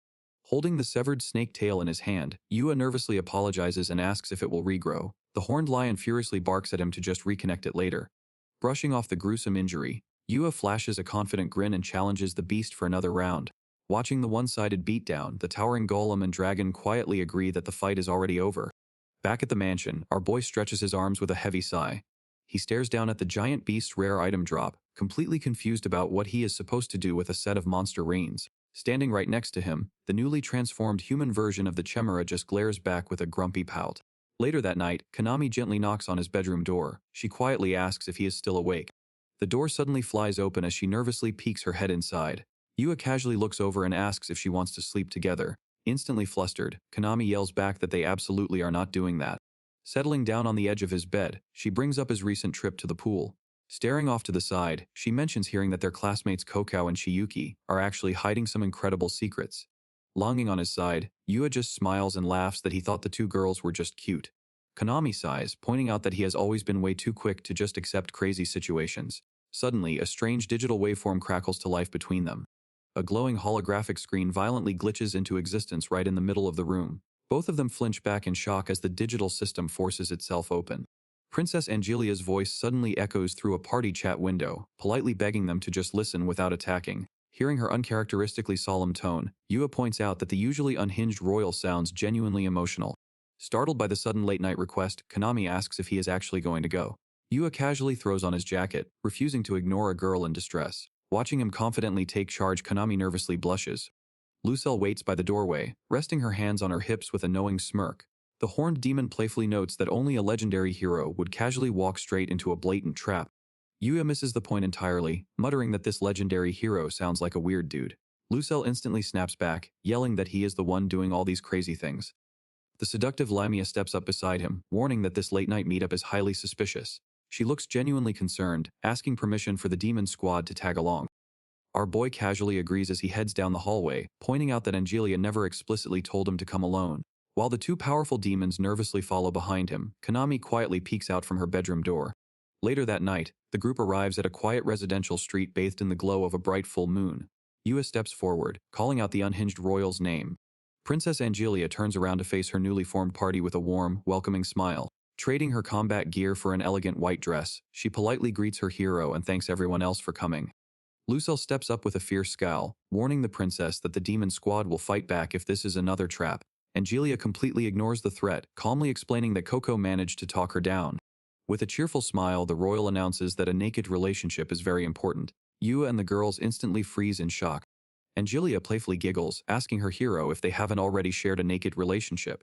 Our boy casually gives a thumbs up and thanks her for the meal, sending Konami and Lucelle into a panic. The princess blushes and acts flustered for a split second. Her fake smile drops as she just stares at him in annoyed silence. Getting back to business, she looks over at Yua. She tells him that there is something he absolutely needs to hear. She points out that the two of them never actually had a chance to sit down and talk.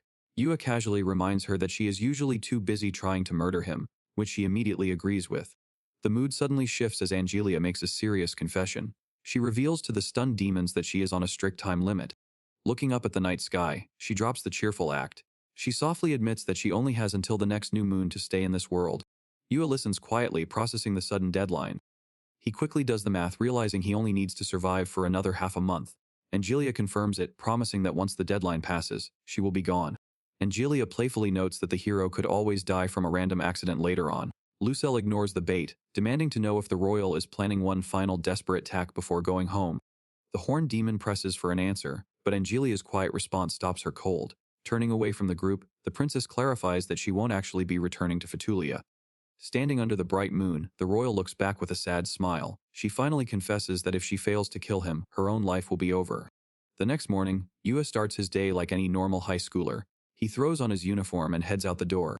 Meanwhile, the party's new dark priest enjoys a relaxing morning shower. Fresh out of the bath, Konami decides to get a head start on breakfast before her hero arrives. But when she turns around, our boy is already chilling in her kitchen with a fresh cup of coffee. She immediately screams at him to get out. Still blushing, she demands to know why he always just waltzes right into her house. Yua flashes an innocent smile, explaining that if a door looks openable, he just has to try it. Konami just stares blankly at his classic RPG gamer logic, begging him to drop his weird heroic habits. Walking down the street, the duo hears a familiar voice. Their playful classmate throws her hand up in greeting, happily calling out to her favorite hero. Floating system windows suddenly pop up next to the girls, revealing Kocho as a sage and exposing the bespectacled sniper's true name as Seno, a ninja. Unfazed by the game UI, the two playfully tease the childhood friends about their early morning lovers' quarrel.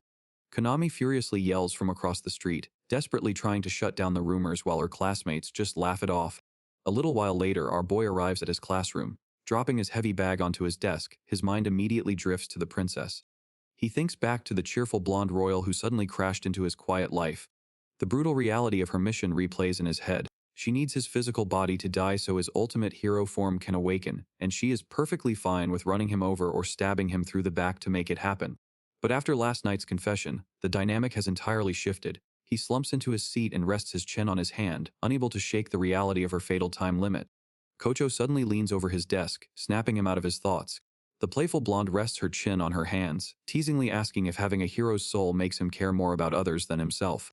She finishes her thought, noting that he even cares about the royal trying to kill him. Standing right beside her, the bespectacled ninja casually agrees that his selflessness is his greatest trait. Kocho just laughs at his troubled expression, sighing that heroes sure have it rough. Glancing back over her shoulder, the blonde admits the whole situation is pretty entertaining to watch. Across the room, Konami silently listens in on their conversation. The dark priest steps up to the group, nervously asking the two secret observers whose side they are actually on. Pushing up her glasses, Chiyuki calmly reassures her that they aren't enemies. But Kakao flashes a devious grin, warning her that taking down a sage and a ninja won't be easy if it ever comes to a fight. Sweating nervously at the playful threat, Konami admits she should probably just be happy they aren't against them. Later that day, the students swap into their athletic gear and gather for gym class. Out on the field, the class gathers for the long jump. Yua crouches at the starting line, waiting for the teacher's whistle. The second the signal drops, he takes off like a blur, leaving the other runners trailing behind. His classmates stare in shock as Koko bursts into laughter. Konami panics over his ridiculous speed, but Chiyuki calmly blames his poorly adjusted stats. Hearing the guys freak out over his crazy dash, he decides to dial it back. Approaching the sandbox, he tells himself to keep the jump as light as possible. But the moment his foot hits the board, his raw power sends him launching high into the air. Kacho beams with excitement as he accidentally rockets toward the sky. Yua touches down way past the sandbox, landing with a solid thud. The entire class just stares at him in dead silence. Flashing a nervous smile, he gives a thumbs up and tries to blame the jump on a lucky tailwind. But the gym teacher and the rest of the guys instantly rush him, calling out his obvious lie. Unable to hold it in, Kako loses it, clutching her stomach and shaking with laughter. Beside her, Chiyuki just watches the chaos with an unimpressed stare. Suddenly, Lucille comes jogging onto the field, apologizing for being late in her fresh gym uniform. As the teacher sends the demon over to the sandbox, Yua casually waves and compliments her outfit, making her blush. But her embarrassment quickly vanishes as she glares at him, scolding him for using his full strength in front of everyone. He just sweats and apologizes. Hearing her mention their training, the rest of the guys immediately swarm them, begging the cute transfer student to train them too. The boys crowd around her, instantly jealous of his setup. As the flustered demon desperately tries to handle the group of boys, Kako wipes a tear from her eye, enjoying the entertainment. While Konami worries about his normal student life being over, Chiyuki calmly looks up, spotting a familiar winged general flying high above the field. High above the field, Harpy Ace unleashes a heavy sound wave over the students. Watching the skill activate, Kacho easily guesses the monster is wiping the memories of the regular kids. The hypnotic rings hit the crowd, causing the rest of the class to instantly stumble and pass out. Completely unaffected by the magic, our boy just looks around and wonders if it is supposed to be a song. Recognizing the handy skill, Lucille lets out a huge sigh of relief. She flashes a smile, explaining that the regular students will just wake up thinking the crazy jump was nothing but a weird dream. Poking him right in the chest, the demon snaps him back to reality. She tells him straight up that there is 0 point in stressing over the princess right now. High above the campus, Angelia quietly watches the school grounds. Lucille warns him that their royal enemy is dead serious about finishing the job. She reminds him that the max-level powerhouse is actively gathering more forces just to take his life. Yua nervously gulps at the grim warning. Later that afternoon, the trio walks home together in their school uniforms. When he asks why she was late to class, the flustered demon suddenly digs through her bag. Sweating nervously, she mentions that his recent level up means he can finally equip better magic items. The demon pulls out a sleek angular ring. A system screen instantly pops up, confirming it as a 5-star item that grants the ability to sense incoming danger. Slipping the jewelry onto his finger, he admires the new gear while Konami cheerfully looks on. But the moment it slides into place, the ring erupts with a blinding flash. Holding up his glowing hand in shock, he yells out that the item is already detecting a threat. The sudden warning instantly puts the girls on high alert. Without a second to spare, a heavy dump truck violently explodes through the nearby wall. Debris flies everywhere as Yua grabs his childhood friend and desperately dives out of the way. Behind the wheel, Angelia grips the steering column with a manic smile. The royal powerhouse happily shouts that it is time for his reincarnation as she plows the heavy vehicle straight through the neighborhood. Looking over his shoulder, our boy panics and screams out her name. The rig violently tears through the property line, barreling straight toward him. Slamming her foot down on the gas pedal, the princess stays dead focused. The engine roars as she accelerates, forcing the terrified students to sprint down the street for their lives. With the heavy truck bearing down on him, Yua squeezes his eyes shut. He desperately digs through his memories, trying to recall the brutal combat training Lucille and the demon generals pounded into him. His eyes snap open as a system window suddenly materializes in the air. A powerful surge of energy fills his body as his legendary weight battle skill finally activates. Moving with explosive speed, our boy effortlessly sidesteps the deadly grill right before impact. Gripping the steering wheel, the princess gasps in shock as her target vanishes into thin air. The rare ability supercharges his reflexes, slowing the world around him to a crawl. As the royal powerhouse fiercely revs the engine for another pass, Yua draws his weapons and firmly vows that he refuses to die today. Slashing his blade through the air, he confidently casts a beginner-level fire spell. Despite the system window claiming it only causes minor burns, an overwhelming wave of explosive flames instantly erupts across the street. The heavy vehicle is violently blown to pieces by the blast, but stepping out of the blazing wreckage, Angelia just flashes an excited smile, unfazed by the fiery counterattack. The two rivals calmly face off in the middle of the ruined neighborhood. Resting her ornate sword by her side, the princess happily admits that simply running him over isn't going to cut it anymore. Thinking back to her heartfelt confession, our boy remembers the strict time limit hanging over her head. If she fails to assassinate him before the next new moon, her own life will come to an end. Stepping up to face her, Yua confidently calls out her name. With Konami and Lucille rushing to his side, he firmly vows to find a way to survive without letting her die in the process. The royal powerhouse is genuinely touched by his heroic resolve, but she refuses to abandon her mission. Tightening her grip on her staff, she fiercely declares that she will use every ounce of her power to strike him down. Unfazed by her threat, Yua calmly steps forward. As he speaks, ominous shadowy figures begin to manifest in the street around him. The dark energy clears to reveal his loyal squad of elite boss monsters. Gripping his ancient sword, Yua rallies his demonic allies and proudly declares that he will use their power to forge his own path. Staring down the imposing demon army, the princess blushes heavily with glowing heart-shaped pupils. Thrilled by his new strength, she excitedly praises her hero. The two rivals lock eyes and share a fierce smile. With the warm-up over, they officially kick off their true battle. Still standing in the ruined street, the princess beams a bright smile. She cheerfully tells our boy that she has a new suggestion for today's agenda. Not missing a beat, Yua smiles back and admits he was just thinking the same thing. Turning her back to the blazing wreckage, Angelia calmly declares that she will hold off on the assassination for now and try again later. Watching the royal casually brush off the chaotic battle, Konami and Lucille are left speechless. Flashing a confident thumbs up, Yua drops a wild curveball. He boldly suggests they just go on a date instead, instantly making the princess blush with excitement. Later that afternoon, the two rivals hit the busy city streets in their casual clothes. Walking close by his side, the royal happily admits that she has been wanting to take him on a real date for a while. As she cheerfully pulls him along to her first destination, they have no idea they are being watched. Peeking around the corner, Chiyuki and Lucille secretly trail the unlikely couple. Adjusting her glasses, Chiyuki stresses over how the hero can act so chill when his life is on the line. Beside her, Lucille just glares at the couple in pure jealousy. Inside a fancy boutique, the princess steps out of the fitting room to show off a frilly new dress. Giving her an enthusiastic thumbs up, our boy praises the outfit. The simple compliment instantly makes her swoon, melting her royal heart. On a park bench, the unlikely couple takes a break to enjoy some sweet treats. Our boy asks if her home world has snacks like crepes. The simple question prompts the princess to excitedly take a bite of her delicious dessert.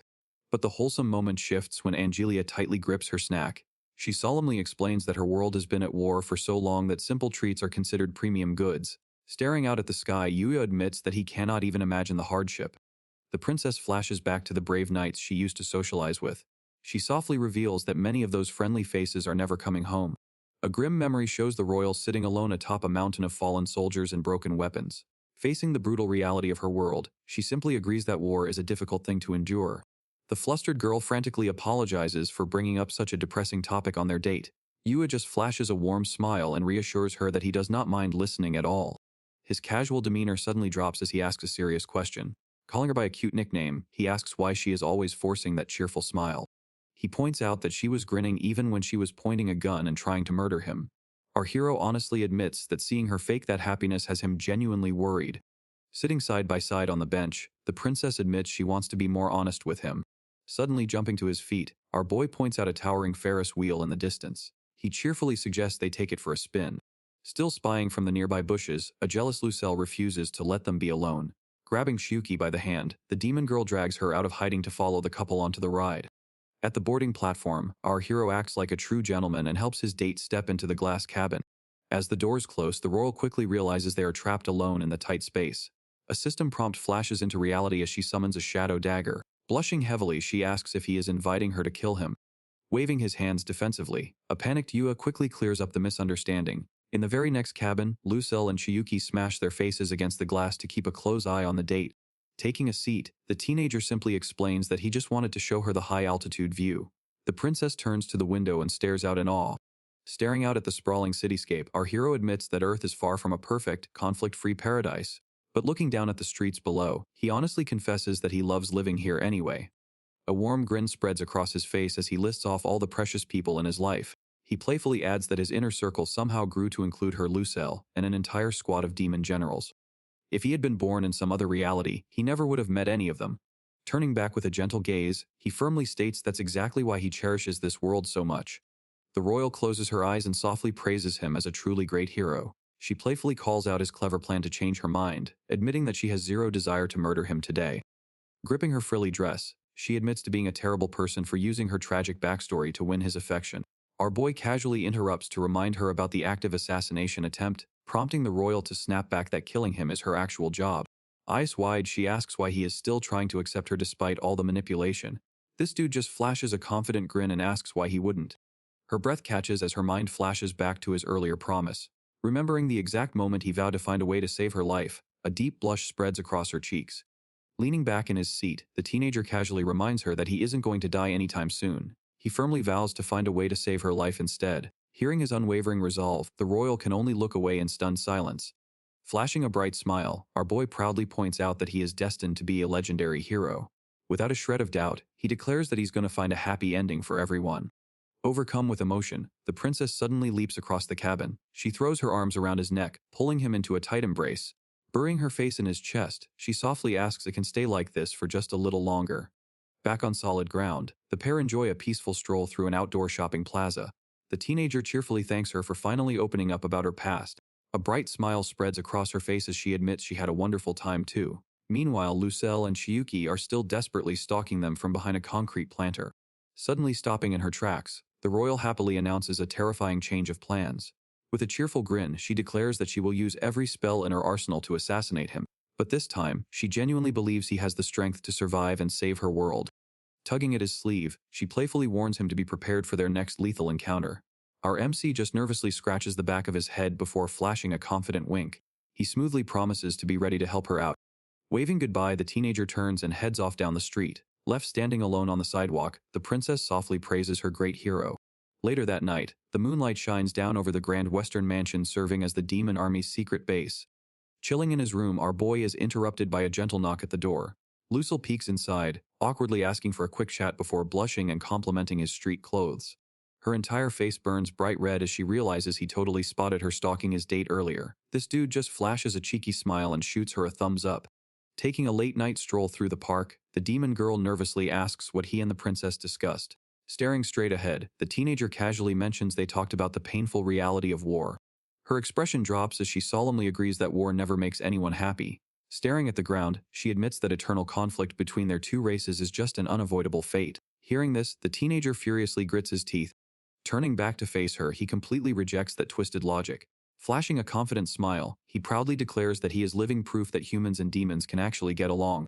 The horned girl freezes in her tracks as her mind flashes back through all of his recent chaotic adventures. From sharing a peaceful picnic with the terrifying monster generals to surviving that awkward swimsuit truce, she realizes he has already befriended her entire army. He casually points out that her terrifying squad has been super friendly to him. He uses this as proof that their two races can easily get along. She lets out a soft giggle at his wild optimism. She gently teases him for having no idea how things actually work. Our boy just glances back over his shoulder with a confident grin. He smoothly replies that as long as she keeps smiling at him like that, he is willing to do whatever it takes. A genuinely stunning smile spreads across the demon girl's face as autumn leaves drift down around them. She playfully brushes off his smooth words. Giving a firm nod, the teenager decides to wrap up their late-night stroll and head home. As he casually mentions it is time to sleep, the horned girl immediately misunderstands his intentions. Panicking, he frantically shoots down her wild imagination. He suddenly stops walking and tightly clutches his jacket. His heart begins to violently pound against his chest. Noticing he stopped moving, she glances back over her shoulder. She curiously asks if something is wrong. Yua tightly clutches his shirt as his heart pounds against his chest.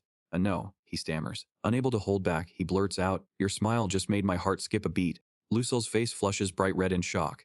Instantly regretting his cheesy words, he groans, "Ah, are you kidding me?" While the demon girl happily skips down the path ahead of him. "I better do something." A solitary voice echoes out against the dark, cloudy night sky. Watching the couple from a nearby tree, a mysterious dark-haired girl in shinobi gear taps her smartphone. "I knew it," she whispers, swiping the screen to initiate a call to Kochao. Across the city in a luxury high-rise penthouse, Coco lounges on her couch with a phone pressed to her ear. "Yeah," she agrees. "Looks like we're approaching several time limits at once. Better not take our eyes off that trio." An image of Lucille, Yuya, and Angelia flashes into her mind. This hero and his princesses. She muses over the line. Resting her chin on her hand, the wealthy blonde flashes a playful smirk. Maybe it's time to make some bolder moves, huh? The next morning at school, Yuya realizes the princess is completely MIA. He suddenly spins around when a familiar voice calls out. Harpy Ace casually greets him alongside a towering new classmate with a seriously impressive figure. The mystery girl flatly introduces herself as Orc Ace, here to protect the hero. Our MC completely short-circuits as he tries to match this stunning high schooler to the giant, ugly monster she usually is. She leans in close, confused by his panicked reaction. Sweating bullets, Yuya accidentally blurts out that her new form is way too hot. Blushing at his accidental charm, the orc playfully swats his back, nearly shattering his spine with her monstrous strength. Their chaotic moment is interrupted when Yoshino Sakurami, the most beautiful girl in school, suddenly walks up holding a vase of flowers. She flashes a bright smile and asks if the two girls are his friends. Sweating nervously, he quickly agrees to protect their secret identities. The demon generals awkwardly throw up peace signs to sell the lie. Sakurami just stares back at the bizarre trio in utter silence. Sakurami isn't buying his act. "Kamigasaki-kun, are you feeling ill at all?" she asks, tightly gripping her vase of flowers. He nervously laughs it off, smoothly adding that any guy's heart rate would spike around a beautiful senpai like her. Sakurami playfully scolds him to save that kind of talk for his childhood friend. He chuckles, promising he's always thankful for Konami, earning a bright smile from the upperclassman. The bizarre trio waves goodbye as the upperclassman heads down the hall. Harpy Ace turns to Yuya and casually cancels his daily training regimen. Pointing out he's about to spar against Dragon Ace, the strongest of all the demon generals, she tells him to go home and rest up.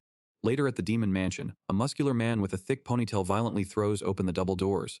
"Great hero! There is something I need to tell you!" he bellows. Yuya sits on a plush couch beside Konami, casually sipping tea. Dragon Ace, right, in human form?" he asks, completely derailing Lucille's whiteboard lecture. The burly man ignores the question, boldly declaring he wants to grant Yuya the dragon tribe's secret sword. Lucille immediately shuts the idea down. "No, Dragon Ace, you can't." She yells, warning that the hero isn't a high enough level to wield it. Even if he was, it would punish his body terribly, she argues. The dragon general insists the weapon would give Yuya a fighting chance against the princess. Hearing Angelia's name, our MC instantly perks up, with Angie grins. Dragon Ace warns that the secret sword is dangerously difficult to master, though he understands the hero wants to save the princess. Refusing to back down, Yua demands all the training the burly demon can offer. Our boy just flashes a fearless grin. The Dragon General caves, inviting Yua to enter his dungeon whenever he is ready. Our MC pumps his fist in victory while Lucille and Konami quietly watch the exchange. The next day at school, Yua suddenly clutches his shirt as a sharp thumping grips his chest. He trails behind his disguised demon bodyguards down the hallway, wincing with every step. He admits the mysterious pain has been getting worse by the day, making him seriously doubt if he can handle Dragon Ace's training. But despite the agony, he knows he cannot back down. Suddenly, Kako pops up right behind him with a knowing grin. He jumps in surprise as the blonde strikes a cute pose. She cheerfully reminds him that her sage job class makes her super smart. She steps in close and boldly grabs him by his tie. Flashing a confident smile, she whispers that she has already figured out the deep issues he is dealing with right now. Licking her lips, Kocho mischievously links arms with our boy. She drags him down the hallway, casually telling his disguised bodyguards that she's borrowing their hero for a bit. The tall orc general isn't having it. She whips a heavy battle axe out of nowhere, ready to hack the blonde down. Kocho just flashes a fearless smirk. Before the orc can swing, Harpy Ace holds out her arm to block the strike, calmly noting that the sage doesn't mean him any harm. Taking that as her cue, Kako happily pulls Yua out the door. Up on the school roof, Lucille gets the baffling report. She is caught off guard, confused as to why Yua would willingly run off with their cheerful classmate. The slime general steps up in his curly-haired human disguise, asking how they should proceed with their bodyguard duties. Lucille considers sending someone to tail them, but ultimately decides to let the two of them be. Crouched on the edge of the railing, Harpy Ace delivers a much more pressing update. She looks out over the city, revealing that Princess Angelia's intimidating magical presence has vanished from the area. Far from the city, the princess gazes out at the open ocean. She has successfully slipped out of their detection range. Lucille narrows her eyes at the baffling update. She tries to figure out why the royal assassin would abandon her target right when her deadly time limit is so close. Turning back to her disguised generals, she warns them that their enemy is likely gearing up for a large-scale war. Stepping up as their true leader, she orders her squad to assemble the rest of their monster forces. The loyal generals agree, ready to match the incoming threat. Marching down the school hallway, the demon hare suddenly runs straight into Konami. The frantic childhood friend clutches her uniform, begging the demon for a desperate chance to talk. Across town in a luxury high-rise penthouse, our MC sits frozen on a fancy sofa. Kako steps into the living room with drinks and teases him for being so unusually quiet. Taking in the luxurious penthouse, our boy admits he has never actually been in an apartment this fancy before. He notes that outside of his childhood friend's house, he rarely visits girls at home. But then he casually remembers that one time he raided the demon hare's mansion. He cheerfully brings up the moment he snooped through Lucille's dresser and uncovered a stash of stat-boosting black lingerie. Kocho just bursts into laughter as she sets their drinks down on the coffee table. She leans over and jokingly asks if he is planning to rifle through her closets next. The blonde teases that he might even find some hidden healing herbs if he looks hard enough. Yua instantly perks up, genuinely asking if he has permission to start looting her place. He quickly waves off the joke, smoothly admitting he would rather find something a little more steamy tonight. When he casually asks why she actually invited him over, Kokao flashes a mischievous grin and suddenly grabs his tie. Without warning, the playful classmate crawls forward and fully straddles him right there on the sofa. Flustered by the sudden closeness, Yua asks if they are entering sexy territory, to which she happily promises a lewd-light experience. Before he can even process that, she lets her weight drop and buries her face squarely into his chest. Our MC lets out a surprised yelp as he gets pinned against the back of the couch. Kacho suddenly presses a finger to her lips and shushes him. She leans in closer, quietly listening to the chaotic rhythm inside his chest. She casually notes that it is completely fine if his heart is racing just from having her on top of him. But our boy stammers out a confused reply, clearly feeling something else entirely. The playful mood instantly vanishes as Kako gets serious. She explains that the overwhelming magic inside him is going completely haywire, tearing into his human body like sharp spikes. Sitting back, the blonde classmate gently rubs his chest. She sympathetically praises him for managing to endure that level of agonizing pain without saying a word. With a quick wave of her hand, she summons a glowing magic circle to temporarily stabilize his rampaging power. She warns him that he will be fine, but only if he avoids using any more heavy magic. Lying back against the cushions, Yua stares blankly ahead. He quietly admits that taking it easy simply is not an option right now. Suddenly sitting bolt upright, our MC pushes past the pain. He firmly declares that he cannot stop here because he desperately needs more power. A young man and woman are having a conversation. The man confidently states he knows someone's strength, while the woman, calling herself a sage, warns him that no amount of training will let him win. Against a backdrop of memories featuring a blonde woman named Ange fighting and traveling alone, the young man clenches his fist with determination, realizing he must show his resolve rather than relying on levels or skills. The light-haired woman leans back comfortably, smiling in amusement as she remarks that he finally sounds like a true hero. The man looks serious while warning about the dangers of pushing oneself too far with magic, while the light-haired woman gestures emphatically, cautioning him that the procedure is only a temporary fix. The light-haired woman speaks intently about reincarnation in case of death, accompanied by an inset showing a finger touching glossy lips with a poof sound effect. The two sit on a couch together. The young man smiles and points playfully back at the woman as he agrees to keep her advice in mind. An inset panel shows a hand gently gripping a sleeved arm. The young man looks on in surprise as the light-haired woman exhales heavily with her mouth open, a string of saliva trailing from her lips, accompanied by a poof sound effect. He inspects the new gear on his hand. Coco explains she slipped the sage's ring onto his left ring finger to temporarily stabilize his magic, warning him that he only has 3 safe spell uses left. A system window pops up to confirm the item details. The legendary ring boosts his magical strength, increases his max MP, and officially grants him 3 extra spell uses. He accepts the hard limit and grabs his bag. Turning back, he thanks Yamanashi for her help and prepares to head out. Sitting comfortably on the couch, she playfully reminds him to use her first name since they basically just shared a kiss. He corrects himself with a smile and waves goodbye as he hurries out the door. She watches him leave with an amused smile. She wishes her hero luck and tells him not to let the love of the princess defeat him. A short time later, Yua walks into a quiet, traditional room. Waiting for him is the burly dragon general in his human form, sitting calmly on the floor in deep meditation. Yua stands tall and announces his arrival. The muscular mentor keeps his eyes closed, calmly acknowledging that it is finally time. A sudden sharp ringing pierces the air. Before Yua can even react, a towering pillar of energy erupts around his meditating mentor. He quickly throws his arms up, bracing himself against the explosive shockwave. Yua skids backward through the collapsing building, dragging his broken sword across the floor to catch his balance. The smoke clears to reveal a colossal dragon towering over him, its massive claws crushing the remaining rubble. The beast unleashes a deafening roar, boasting about the supreme power of the dragon tribe. Yua braces against the heavy wind, realizing his mentor has finally unleashed his true monstrous form. He levels his broken blade right at the creature. Our boy yells that he will survive this trial, knowing he has to push past his limits if he ever wants a chance at defeating Angelia. Elsewhere, Angelia strolls through a busy foreign city, taking in the lingering scent of war. She stops right outside a stone building named Venality. She pushes through the doors, stepping into a dimly lit tavern completely unfazed by the rugged mercenaries staring her down. Before talking to anyone, she casually taps a floating system window and switches her language settings over to English. She steps right up to the counter with a bright smile and asks for a light, non-alcoholic cocktail. The grumpy bartender doesn't even bother opening his eyes as he shoots her down, telling her the Rug Tavern is no place for a little kid. Angelia just smiles and slides a card across the counter, assuring him she is a paying customer. He leans in and aggressively demands to know who sent her. Unfazed, the blonde cheerfully claims she heard about the joint from a kind friend. Before she can get her drink, a hulking thug sneaks up behind her and grabs her shoulder with a nasty grin. Without even turning around, the royal assassin instantly levels 2 handguns at the rest of the squad. She politely apologizes, casually stating that she does not have time to deal with underlings. The crew suddenly realizes she already jammed a steaming stun baton into their leader's arm and pinned another dude's hand to the table. With the immediate threats neutralized, she smoothly draws her heavy ornate sword. The panicked criminals pull out their own pieces and open fire, but our girl just swings her blade, effortlessly deflecting the incoming bullets with a smile. Sparks light up the room as the royal assassin casually bats the barrage of lead away like annoying flies.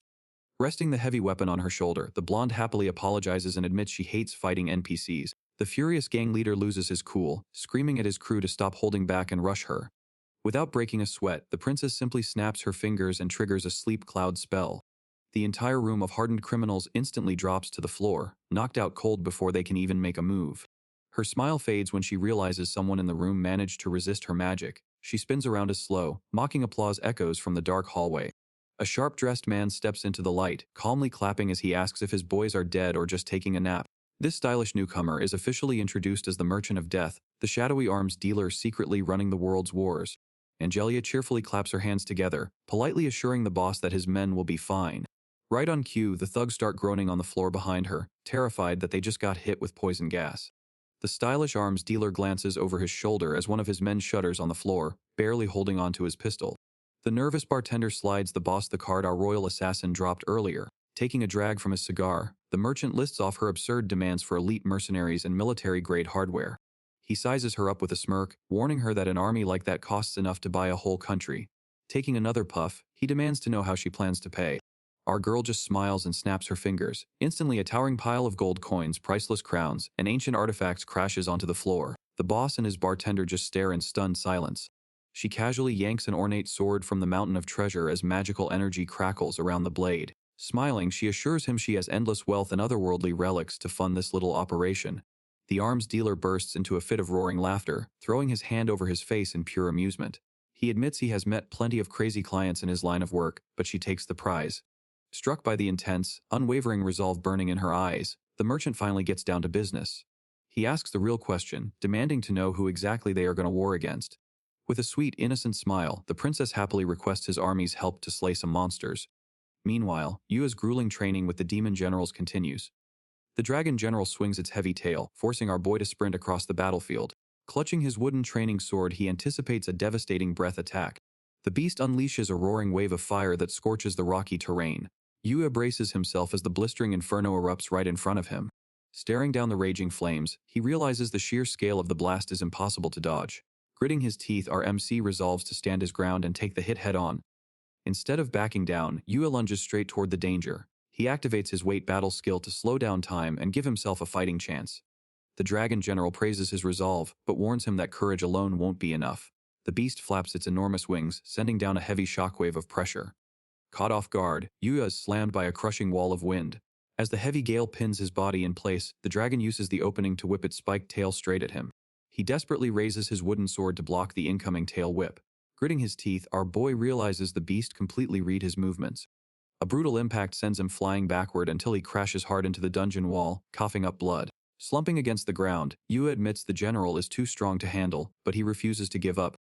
He catches his breath and looks up in surprise at the sudden mention of a legendary weapon. Taking on his burly human form, the dragon general reveals that defeating him drops an ancient sword capable of slaying divine beasts. He hints that this secret blade might actually pack enough power to take down the princess. Looming over the exhausted student, the general warns that only a true hero can wield it. He makes it clear that if Yua lacks the strength to win, simply touching the weapon will be an instant death sentence. Staring him down with intense reptilian eyes, the boss demands to know if he is truly prepared to face worse than death just to keep fighting. Using his training sword as a crutch, Yua forces himself back to his feet with a fierce glare. He vows to conquer death itself to save Angelia and protect the entire demon realm. The towering beast summons a glowing, complex magic circle right in front of him. He roars at the boy, making it clear he has to face actual death to gain true power. Bruised and bleeding, Yua watches the seal light up in horror. He realizes the monster isn't just preparing another fire breath, but an actual high-tier magic spell. The dragon unleashes a devastating beam of pure magic that dwarfs the tiny student. Staring into the blinding light, our boy knows he is about to be wiped out. With nowhere to run, he swings his wooden training sword directly into the oncoming blast. He abandons his limits and pours everything into a desperate counterattack. He screams out his overpowered beginner spell, launching a heavy wave of fire to meet the dragon's attack head-on. The two blasts violently collide, filling the cavern with thick smoke. Yuya catches his breath and hopes his counter was enough. Before he can celebrate, a jagged spike rips straight through his arm. He screams in agony as his severed limb falls to the rocky floor. Slumped on the ground, he clutches his bleeding stump as severe pain sets in. Trembling from the shock, this dude finally realizes just how lightly he had been taking this life or death training. Memories of his friendly interactions with the demon squad flash through his mind. He realizes their constant vows to protect him had blinded him to the actual danger of this regimen. Huddled in the darkness, our boy desperately tries to come up with excuses to stop the brutal session. The harsh reality sets in that while he was holding back, the general is genuinely fighting to kill. He considers just throwing in the towel and begging for mercy. But then he stops to think about what his failure would mean for the rest of his party. The image of the princess relying on him flashes before his eyes. Gritting his teeth, he firmly grips his wooden sword and forces his bleeding body back up off the rocky floor. Realizing the immense risk the monster is taking just to push his limits, our MC refuses to let him down. He charges straight back into the fray, catching the towering beast off guard. Swinging his wooden blade with everything he has left, he fiercely declares that too many people are counting on his survival. The scaly general roars back in approval as the two clash head-on. Back at the mansion, Lucelle and the Lamia sprint frantically down the hallways. Panic sets in as they realize Konami has been locked inside the skeleton general's time-warp dungeon for what equates to 3 whole days. Lucelle knows the dungeon is a terrifying realm filled with vengeful spirits. She panics at the thought of a normal human girl trying to survive in there. The two demons finally reach the towering, bone-covered doors of the general's domain. Terrified that her friend's soul has already been consumed by gulls, the demon princess leans against the heavy gate. Expecting the worst, she slowly pushes the creaking doors open. Instead of a gruesome scene, the rescue party freezes in shock at the massive graveyard inside. An entire army of skeletons is bowing down to Konami, who sits casually on a throne. The sharply dressed skeleton general kneels respectfully before the high schooler. He proudly declares that a true ruler of the undead has finally been born. Lucille swallows hard in disbelief at the bizarre sight. The skeletal host completely ignores his actual boss, praising the human as a savior of death and souls. Looking completely unfazed by the terrifying monsters, our girl steps forward in her full dark priest attire. The undead army formally introduces their great new leader. Back in the skeleton general's domain, Konami sits comfortably on a bone throne. The undead army roars in excitement, formally hailing her as the great dark priest. She raises a single hand and commands silence, instantly freezing the skeletal crowd. Watching from the sidelines, Lucille and Lamia stare in shock at the bizarre display. They wonder how a human leveled up fast enough to subjugate a demon general. Ignoring their confusion, Konami turns around and gently tugs on Lucille's dress. She quietly asks to speak with the demon princess in private. Before stepping away, she orders the skeleton army to follow the general's commands and prepare for battle. Our girl confidently declares that she is borrowing their leader for a bit. Elsewhere, night falls over an armed guerrilla base in a foreign nation. Inside the camp, a group of rugged mercenaries complain about their boredom. One bearded soldier rubs his rifle and whines about needing to see some blood soon. The tired men are suddenly startled by a heavy metallic clinking sound. They snap their heads around in confusion. A fully armored knight suddenly steps out of the shadows, looking completely out of place in the modern camp. The rugged soldiers burst out laughing, assuming it is just some guy in a Halloween cosplay. The joke does not last long. The silent figure casually swings his polearm, unleashing a powerful cyclone that launches one of the men straight into the sky. A glowing system window pops up to detail the weapon. It reveals the item as a magical wind axe capable of sending targets soaring with a single strike. Panic sets in as another soldier raises his assault rifle and unloads a full magazine at the intruder. The bullets just harmlessly ping right off the thick metal plating. Before the shooter can even process what is happening, his gun is sliced in half from behind. Princess Angelia cheerfully steps into the light, bragging that her world's defensive gear can easily handle earth weapons. From inside the heavy helmet, the armored man sounds bewildered as he questions the bizarre magic items she gave him. She throws her arms open with a proud smile. Our princess confirms that every piece of gear he is wearing is top-tier equipment straight from her homeland. The arms dealer admits he originally thought the heavy plate armor was just some goofy costume. Angelia gives a knowing smile. She points out that a weapons merchant cannot trust a product unless they test it out firsthand. The man smirks and completely agrees. Alarms immediately blare as a guard tower spots them in the open. Angelia is completely unfazed by the sirens. The merchant notes the heavy security, brushing it off as bad guys just being cowards. She casually pats the barrel of a parked military tank. Our princess cheerfully explains that it would take a gun this size to even scratch their new magical armor. A glowing system window pops up as she effortlessly absorbs the entire vehicle into her magical inventory. The armored mercenaries throw their fists up and cheer. Spotting fighter jets in the distance, she decides to do a little extra shopping. The merchant sweats under his helmet, realizing she plans to rob the base blind. Desperate to stop the raid, the base guards scream curses and open fire. But modern weapons don't stand a chance against fantasy gear. System text explains the Royal Knights are using enchanted anti-arrow shields, effortlessly deflecting the incoming barrage. The princess hits away 2 bullets with her sword. The princess jumps up and kicks an enemy soldier out of frame. With the enemies defeated, the princess vows to see her hero soon. The Minotaur presents her grade A beef to be grilled. An ogre questions the meat the Minotaur brings, bragging his grade ultra meat is better. The torturers all sit down to have a barbecue together. The Minotaur flexes her muscles, confident her labyrinth will stop the princess. Lamia hypes up the Minotaur for their upcoming battle. He nervously flexes and promises not to let her down. The merchant chuckles over a plate of food, calling the big guy easy to read. Skeleton Ace nervously swivels his head around as he pours a drink. Lamia glances over, asking what has him so on edge. The dapper skeleton wipes his brow, stressing over losing sight of his new lord. Kacho suddenly pops in with peace signs, letting him know Konami went to see the sage. Lamia takes a quiet sip of wine out in the courtyard. Up on the roof, Harpy Ace quietly sits alone. Down on the balcony, Lucille calls up to check on her bird friend. Harpy Ace hugs her knees, worried about their hero still fighting the dragon general. Lucille warns that once the princess arrives, more of them will likely end up dead just like the goblin.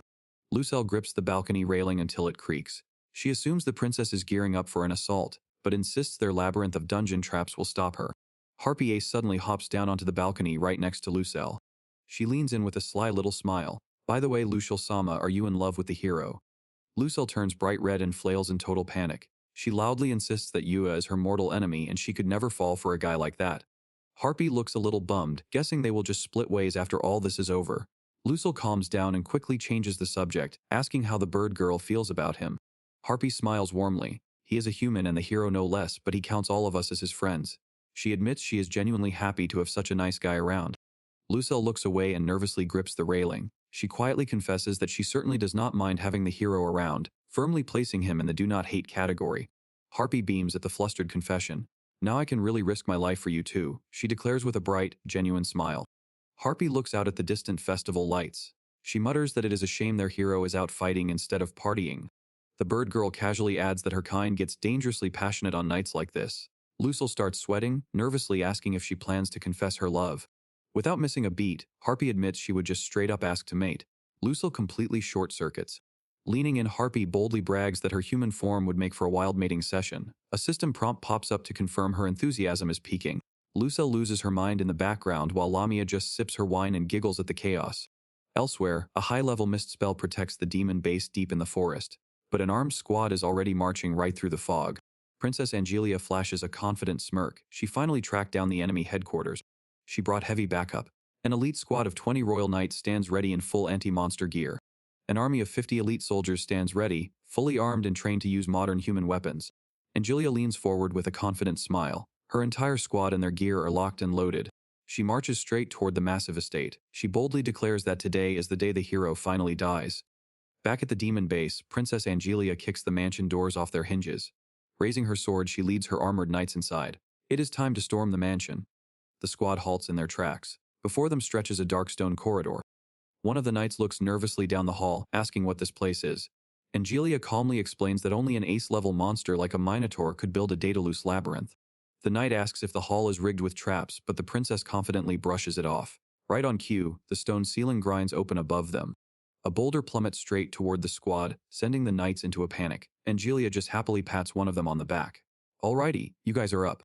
Left with zero choice, the knight braces himself. He raises his shield just as the rock comes crashing down. Damn it all, here goes. The rock shatters into rubble against the barrier. The knight stands unharmed, amazed by the shield's durability, while Angelia smugly praises her elite royal gear. Angelia smirks, easily seeing through the labyrinth's attempts to delay them. Confident in her royal gear, she boldly declares she is ready to crush the hero with the power of her world. Back at the demon base, Lucille watches the royal forces arrive from a window. She turns to Lamia Ace, checking if Yua has returned. Lamia shakes her head, warning that the dragon's dungeon went dead silent after a massive magic surge. Staring out at the impending siege, Lucille listens as Lamia gently asks if she wants to go check on him. Lucille clenches her fist and refuses. Bound by her duty to defend the base, she stubbornly places her faith in Yuya, trusting him to survive and find his own path forward. Lamia smiles warmly, deciding to put her faith in the hero her master trusts. Her teasing completely shatters Lucille's tough facade, sending the demon girl into an arm-waving panic. Elsewhere, Kocho strolls into a quiet playground. Finding Konami sitting alone on the swings, she playfully asks if her late-night text means something naughty is about to happen. Instead of a sassy comeback, Konami just bursts into hysterical tears. Completely caught off guard, Coco braces herself as Konami tackles her into a tearful hug. Crying for help, the stressed-out girl sobs about how she is just totally overwhelmed by everything. Kocho gently pats her head, calmly comforting the crying girl until she settles down. Back on the swings, Konami finally explains her situation. She admits she just wanted to find a way to help Yuya, but somehow accidentally became a dark priestess. She whips out a terrifying skull staff, explaining she asked Lucille for magic training so she would not fall behind. Kaka just smiles at the incredibly cursed weapon.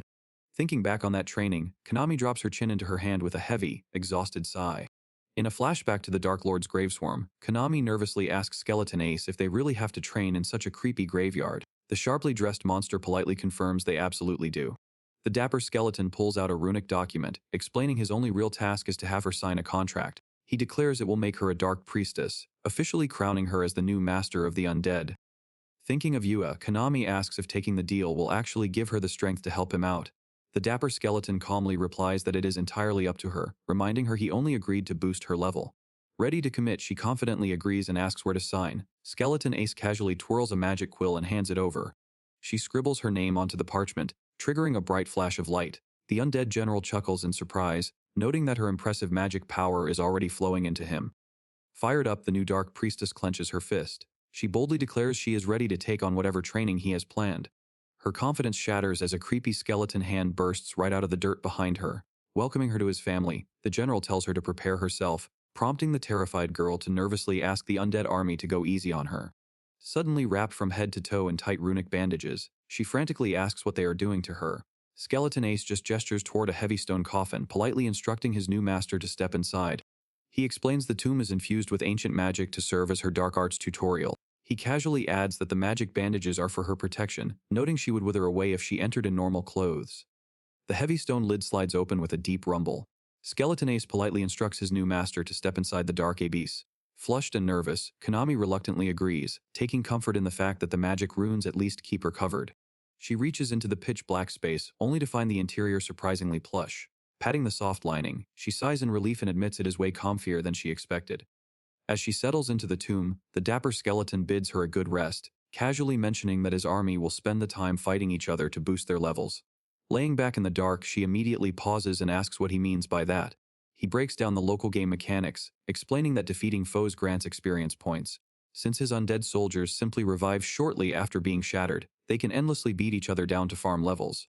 As their new dark ruler, a solid cut of all that generated experience will automatically funnel straight into her stats. Sitting bolt upright in her coffin with a loud thump, Konami stares in disbelief at the grinding session outside. She stammers out a question as she finally processes this rigged system. The undead general cheerfully confirms that she will passively gain stats just by taking a nap. Astonished by this genius exploit, she realizes she does not have to lift a single finger to get stronger. He promises that by the time she wakes up, she will be reborn as their dark priestess. When she points out that this is basically cheating, he just smiles. He reminds her that without bending the rules, she would never survive fighting in Futuria. Wrapped in her protective runic bandages, she settles back into the stone coffin. Closing her eyes, she admits the ancient tomb is surprisingly comfortable and drifts right to sleep. She ended up sleeping like a rock, enjoying a deep and undisturbed slumber. A prophetic dream plays out, showing Konami fully transformed into a dark priestess. Standing tall in a revealing outfit, she commands an army of skeletons and effortlessly unleashes a devastating blast of magic with her staff. As the heavy stone lid finally shifts, a brilliant light pours out of the open tomb. Inside the grand chamber, Kami sits up in her stone coffin. Skeleton Ace and an entire squad of undead soldiers drop to their knees around the platform. She admits they had all been treating her exactly like the dark priestess from her visions. Not wanting to let her devoted new followers down, she decides to just roll with it. Taking a seat on her bone throne, she grips her staff and does her best to mimic the imposing dark priestess from her dream. Later, Konami grips the chains of a swing with a nervous laugh. She admits she just couldn't keep up the intimidating boss act. Kocho's expression darkens as she clicks her tongue. Under her breath, she mutters about how crazy the other world's system is. Noticing the sudden shift in vibe, Konami calls out in confusion. The blonde girl quickly snaps back to a cheerful smile with an apology, pointing out that Konami must be a very high level by now. Staring out at the empty playground, Konami agrees. Deep down, she knows she has gained strength and all sorts of new magic. She explains she only pushed herself to keep up with Yua's hard work. Magic hums in her open palms before she clenches a fist, unsure of what she is supposed to do with all this power. Kocho leans over with a gentle smile and simply asks what she wants to do. The blunt question catches the newly crowned ruler off guard. The classmate advises her to stop worrying about obligations and focus on her own desires instead. Hand over her heart, Konami quietly repeats the question to herself. To prove her point, Coco breaks down the logic of the other world. She explains that Angelia's relentless attempts to kill the hero are simply the princess fulfilling her designated role. On the flip side, Lucille is doing the exact opposite. The Demon King's daughter stepped up to protect Yua and help him grow stronger. Even the rest of the terrifying monsters are just playing their part to assist him. Standing up from her swing, the blonde girl warns that playing by those rules won't be enough. She points a finger at her friend, asking if Yuya is really risking his life just because he was slapped with the title of hero. Thinking back on his gentle nature, Konami realizes the truth. Hero powers and reincarnation systems don't matter to him at all. Deep down, he just wants everyone, including Angelia, to make it out alive. With a cheeky wink, Kako asks exactly what Konami plans to do with her new strength. A bright smile breaks across the newly crowned ruler's face as she finally understands, declaring that she's just going to follow her own heart. Her choices have nothing to do with being a dark priestess or ruling over the undead. Kocho agrees, pointing out that Konami knows what's best for the group, and that she and Yuya can dismantle the entire stupid reincarnation system together. Kocho grabs her friend by the arms with a wide grin. She tells her they can just wave goodbye to the whole mess forever. Konami breaks into a happy, tearful laugh as the truth finally clicks. She admits she has zero clue what comes next, but she is ready. Suddenly, Konami snatches her hands with a serious look. She asks Coco to join her on this ride. Caught off guard, the blonde tries to backpedal, claiming her role as a sage keeps her from getting too involved. Konami refuses to take no for an answer. She fiercely shuts down all the sage excuses, declaring she just wants her friend by her side. Hearing that, Kochao immediately drops the act and agrees the rules are lame anyway. The blonde classmate smiles warmly and squeezes her hands right back. She officially accepts the invite. Hand in hand, the two girls stroll off into the starry night.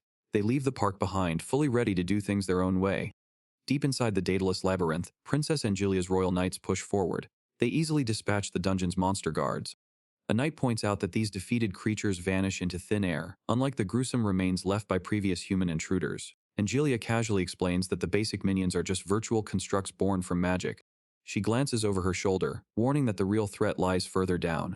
Suddenly, a violent explosion rips through the corridor. The blast sends her vanguard of modern Earth soldiers flying like ragdolls. The knights realize their scout squad just got wiped out. Angelia immediately recognizes it as a boss encounter when an ace-class Minotaur emerges from the shadows. The Minotaur ace unleashes a deafening roar to announce its arrival. A system window confirms the beast is using bind voice, forcing the knights to brace against the paralyzing shockwave. The hulking monster grabs an Earth soldier and ruthlessly smashes him straight through a solid stone wall. Unfazed by the brutal display, Angelia stands her ground and readies her blade. She readies her glowing heavy sword. Yes, if it's a boss-class foe, I suppose I'll need to step up, she declares. Back at the demon base, Lucille watches the battle unfold through a scrying orb. How long can Minotaur Ace hold out? She asks. Lamia Ace stands by the window. Maybe 10 or so minutes at best, she estimates. Lucille closes her eyes. I tell them to proceed as planned, she says. She grits her fangs very well. Lamia summons a glowing magical crest above her hand. Are you worried about our missing hero? She asks. Far away, Yua is covered in blood and barely standing against the towering dragon general. Yes, this training is taking far too much time, Lucille admits. I hate to think it, but... A cloven hoof steps into the room. Don't worry, Lucille-sama, a voice reassures. Suddenly, a shout breaks the tension. Konami pulls up her floating system UI and checks her party list. She proudly announces that our boy is still alive. Lucille's eyes widen as Konami drops the bad news. His HP is currently sitting at exactly 1, meaning he's barely hanging on. Lucille tries to keep her cool. She forces a confident smile and promises that it will all be fine, even as Lamia nervously watches from behind the couch. Konami watches her from across the room. She can clearly see just how deeply the fierce demon girl cares about him. Unable to do anything else, Konami clasps her hands together and bows her head. She desperately prays for Yua to make it back in one piece. Back in the forest, the battle rages on. Angelia unleashes a brutal swing with her heavy sword, launching the hulking Minotaur backward in a spray of blood.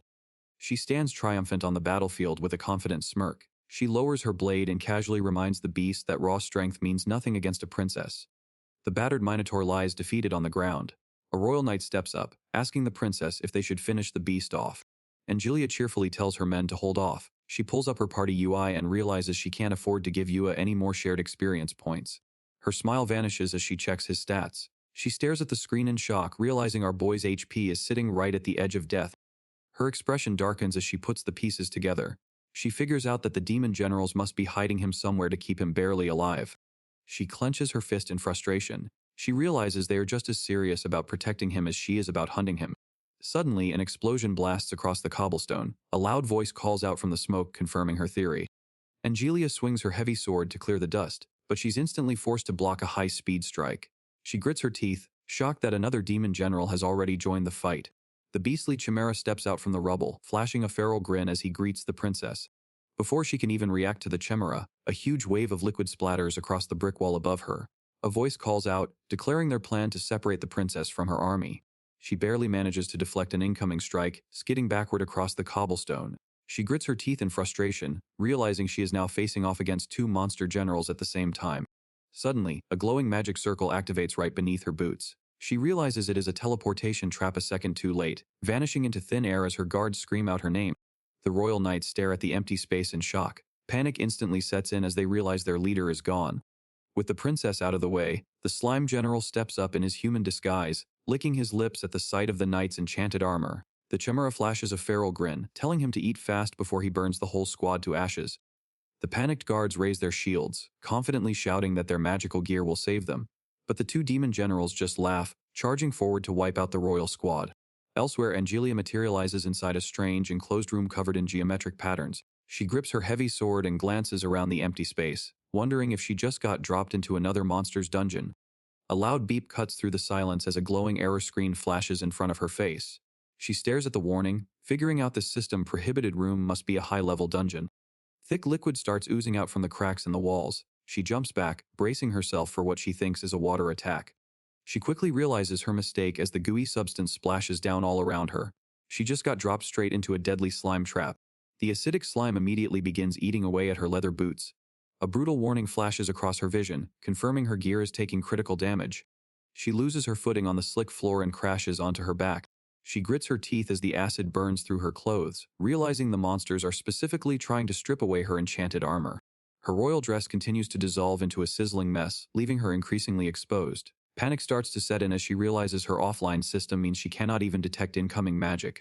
Flustered and angry, she fiercely refuses to let some random monster ruin her body before she can present it to her hero. She tightens her grip on her staff and forces herself to focus, remembering she survived this long on pure combat experience. Ignoring her sizzling clothes, she stubbornly refuses to give up. There is no such thing as a room you can't get out of, she declares, figuring she just needs to find the source of the slime. She pushes forward, splashing her way through the rising pool of acid. You can't bottle me up in a place like this, she snaps with a confident grin. Diving beneath the surface, she sweeps her hands across the slick tiles. She spots a small catch on the floor and instantly realizes she found the hidden exit. Jamming her heavy sword into the tight seam, she uses it as a makeshift lever. She throws her weight backward and tears the hidden floor panel open. The heavy current instantly sucks her down into the dark abyss. She braces herself as she plunges straight through the open hatch. Free-falling down a massive vertical shaft, she calls out a shadow wire spell.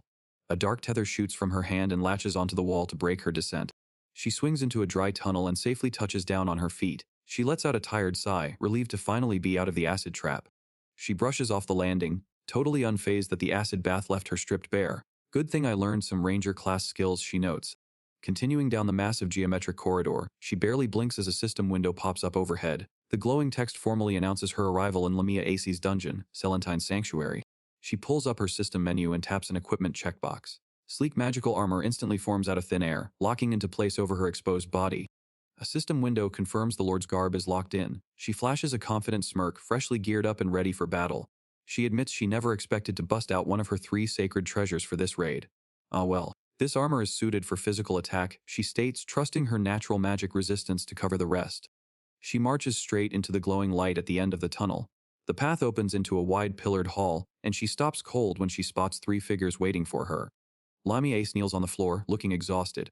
Orc Ace and Harpy Ace stand guard beside her, both utilizing their human disguises. Our princess stares down the welcoming committee. 3 ace monsters, she calls out. Harpy Ace, Orc Ace, and Lamia Ace, right? She flashes a cocky grin, asking if they really thought 3 monsters were enough to take her down. A giant magic circle erupts across the floor with crackling electricity. Lamia admits the princess is one of the strongest humans alive, so they refuse to hold anything back. Right on cue, Lucelle steps into view with her heavy sword drawn. She firmly tells the princess that she has been waiting for this. Angelia stares her down, realizing her mortal enemy is dead serious. The blonde royal brushes it off, promising to blast them with every drop of magic she has left.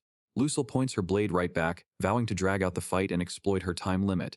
The 2 lock eyes before the entire demon squad rushes forward with a loud battle cry. Angelia tightens her grip on her staff and readies her stance to meet them head-on. Lucelle closes the gap and violently slams her sword straight into the royal staff, but the princess effortlessly holds her ground with a soft smile. Deep inside Seinen Sanctuary, Angelia and Lucelle remain locked in a tense weapon clash, as Orc Ace rushes in with her cleaver raised. The princess holds her ground while facing down both attackers at once. She easily raises her staff to block a heavy downward strike from the orc. Before she can recover, Harpy Ace swoops in from the side with a flying kick. Angelia smoothly twirls out of the way to dodge the impact. Needing some breathing room, she sweeps her staff forward, royal slash. The wide energy attack easily pushes both monsters back. The brutal slash tears right across Orc Ace's chest, sending blood flying. But the damage doesn't stick for long as her high-speed regeneration instantly kicks in to seal the wound. Before the princess can press her advantage, a system window pops up. Harpy Ace's wing flap. The winged monster sends out a vicious gust of wind, forcing Angelia to dig her heels in and brace against the gale. The fierce wind hits Angelia, but her natural magic resistance instantly kicks in, filling the air with glowing resist notifications as she effortlessly shrugs off the attack with a confident smile. Down on the floor, Lamia Ace channels her energy into a crackling magic circle. Instantly, Lucille steps out from the glowing runes with her heavy sword drawn. "No you don't," she yells, charging forward to intercept the princess. Suddenly, dark magical crackles wrap around Angelia. A system window pops up, slapping her with a nasty slow debuff. She groans, her body suddenly feeling like lead. Lamia Ace smirks, fully aware the princess has 0 resistance to weakening magic right now, but Angelia just smiles right back. She admits her current gear leaves her vulnerable, but casually drops that she has a passive skill to instantly cure status effects. That split-second opening is all Lucelle needs. She bursts forward with her heavy sword raised, determined to take the princess down. The heavy blade connects with a brutal slash. Blood sprays through the air as the strike tears right into Angelia's forearm. Lucelle's eyes go wide as she realizes Angelia deliberately took the hit to protect her vitals. Watching closely, Orc Ace calls it out, noting the shallow cut was just bait to trigger a power-up skill. With blood dripping from her limp arm, Angelia just keeps smiling. She confidently explains that taking damage triggers her unique skill, totally unbothered by her temporary injury. Refusing to back down, Lucelle points her blade straight at the princess. The rest of the monster generals line up behind her, ready for an all-out brawl. Lucelle holds her ground, genuinely confused if the princess is seriously going to keep fighting. Princess Angelia, just to be sure, you still refuse to retreat. Unfazed, Angelia just gives a chillingly calm smile. That's right. I'm only here to kill and reincarnate the great hero. Staring back in disbelief, Harpy Ace asks if she wants to kill Yua no matter what. Angelia flinches at the direct words. Desperate to get through to her, Harpy Ace insists that Yua just wants a quiet life and is kind to everyone. The princess loses her composure, screaming back in frustration. I know that. With the crushing weight of her royal duty bearing down on her, she lowers her head. I know that, but there's no other way out of this. Harpy Ace's voice trembles with raw emotion. I don't want Yua to die. I don't want him to lose himself. From behind, Orc Ace steps up to gently check on her distressed comrade. Refusing to let the conversation end there, the monsters remind her that Yua has already forged a new path for them. He believed in us, and he's risking his life to train now. Hearing this, Angelia goes quiet as the memories of the hero's kindness flood the room. Lucelle drops her aggressive stance, her fierce expression finally softening. I wonder if there will ever be a day when humans and monsters can get along. Closing her eyes, Angelia offers a gentle, genuine smile. We may just see that day, yes. The wholesome vibe shatters as the princess tightens her grip on her weapon. Shouting her full name, Angelia reminds everyone in the room exactly who she is. I am a leader of mankind and I was born to fulfill this duty. Angelia levels her staff. And isn't it the same for you, Lucelle von Darkbreed? The demon girl hesitates, a drop of sweat forming on her cheek. You're fine with that? Angelia doesn't blink. It's what I prepared for. Lucelle and Angelia hold their ground, locking eyes in a tense stare down. The lingering pain in Angelia's wounded arm severely limits her options. She calculates her next move, knowing any complex maneuvers would push her body past its breaking point. Across from her, Lucelle senses the hesitation, realizing this might be the exact opening she needs to claim victory. Angelia grits her teeth, realizing her only option left is to risk it all and play her ace in the hole. Refusing to give her an inch, Lucelle digs in, determined to keep the pressure on. In perfect sync, both girls kick off the ground. Here goes! Angelia shouts, charging forward as Lucelle launches herself right back at her. Angelia unleashes a pair of spinning energy blades, hurling them across the hall with a fierce shout. Lucelle powers through the onslaught and delivers a vicious horizontal slash, but her blade catches nothing but air. The strike passes harmlessly through a fading afterimage of the princess. A sudden voice calls out from the side, forcing both fighters to glance over. Over here. It echoes through the pillared hall. Harpy Ace swoops into view, unleashing a massive sonic screech. A system window flashes open, identifying the incoming attack as a panic voice. The piercing noise forces the princess to wince. Another status ailment. Angelia groans while Lucelle capitalizes on the distraction to close the gap. Shaking off the ringing in her ears, the blonde regains her composure with a confident smirk. I can resist and cancel out this much. With a forceful grunt, the princess physically shatters the magical debuff. But the brief opening was all the demon needed. I won't miss that chance, Lucelle yells, stepping in with a heavy horizontal swing. Refusing to let up, the dark-haired warrior reaches out to press the assault. Not done yet, she shouts, forcing the princess to scramble backward. Tracking the weapon's trajectory, the princess quickly realizes the danger. She's after my vital spot. A vicious lunge shoots forward. The heavy blade violently pierces straight through her right shoulder, drawing a pained grunt as blood flies. Bleeding from the vicious strike, the princess immediately fires back a dark spike of magic at point-blank range. Forced to abandon her assault, Lucelle quickly dashes out of the way. Blood spurts from a fresh wound on the demon's shoulder. She used a target skill to hit me. Lucelle groans, realizing the princess used a homing attack to guarantee a strike. Angelia leans heavily on her sword as glowing numbers pop up to regenerate her health. I can't win unless I go that far, she pants with a bloody grin. Watching her opponent rely on reckless suicide tactics just to land a hit, Lucelle can't help but praise her. You are truly great, princess. But the boss rush isn't done yet, Lamia Ace announces. She raises her hands to the sky while the princess braces herself. Gigantic glowing magic circles expand across the ceiling. Recognizing the terrifying scale of the high ancient spell, the princess watches in stunned silence as Lamia chants for despair to rain down upon them. Darkest meteor fall, the snake woman shouts, fully unleashing the magic. Flaming boulders rain down from the sky, obliterating the pillared hall in a series of deafening explosions. The princess crosses her arms to shield herself, grunting as she tries to withstand the brutal barrage. Planting her heavy blade into the rubble, the princess catches her breath. "I'll break all of this apart," she declares, summoning glowing spheres of magical energy in both hands. "Flare blast," she yells, thrusting her hands forward to unleash a blinding beam of light. The powerful attack rockets into the sky, violently blowing the falling boulders to pieces before they can crush her. The mid-air explosions scatter sharp debris everywhere, violently piercing the blondie's boots and slashing her skin. Gritting her teeth through the bloody onslaught, she holds her ground. Almost. Seeing her bleeding and pinned down, the three monster generals instantly dive in for a combined assault. "This'll finish it," Lamia shouts. The deadly trio converges on the princess from all sides, moving in for the kill. Suddenly, a dark smirk creeps across the blonde's face as she mutters that it was too easy. A giant magic circle erupts behind her, instantly dropping a modern military tank onto the battlefield. "Here's my trump card," she happily announces. Without missing a beat, the tank's main cannon fires a devastating round straight into the air. The winged general barely has a second to react before the explosive shell scores a direct hit. A fairy blast entirely engulfs Harpy Ace, violently blowing her out of the sky. With her tank rumbling behind her, the princess flashes a cocky grin. Seeing the monster generals rattled by her modern warfare, she declares that taking down the remaining three will be a breeze. Another explosive shell blasts through the ruins, instantly taking Orc Ace off the board. Watching their comrade crumble into the rubble, Lucelle and Lamia scream out in panic. Not giving them a single second to breathe, Angelia rushes in and swings her heavy sword straight at the demon girl. Calling out checkmate, she goes for the kill as a desperate Lucelle screams out for her hero. Suddenly, a heavy armored hand clamps down on the blade, stopping the fatal strike cold. Lucille tears up with relief while the stunned princess freezes in her tracks. Standing right between them with a confident smirk, our boy Yua finally makes his entrance. Gripping the deadly steel with his gauntlet, he casually apologizes for the wait. Back on the battlefield, Angelia tightens her grip on her staff. One look, and I can tell she gasps, staring at the dust. At this point, the great heroes. Yua touches down with a heavy boom, dropping right between them. Angelia and Lucille gasp in relief as our boy flashes a confident grin. "Yeah, I beat Dragon Ace, somehow." Flashback to his brutal clash with the Dragon General. Yua stared up at the towering beast, panting hard and bleeding. "I can't just flail at him, I'll never win." His eyes locked onto the target as a system notification chimed in his head. "Gotta find something I can pull off," he thought, triggering a weight battle. Time crawled to a halt, plunging him into a dark void. Blood dripping from his chin, he locked in the think command. "Gotta use this short time to think." A mental inventory rapidly played out in his head. Goblin Ace's EXP, the Cyclops sword, Lamia's staff, Chimera's reins, and Coco's ring all flashed by. He desperately needed a winning combo with what he had. Pulling up his system UI, he stared hard at his level 5 stats. His gaze shifted back to the towering golem blocking his path. "My talents as a hero."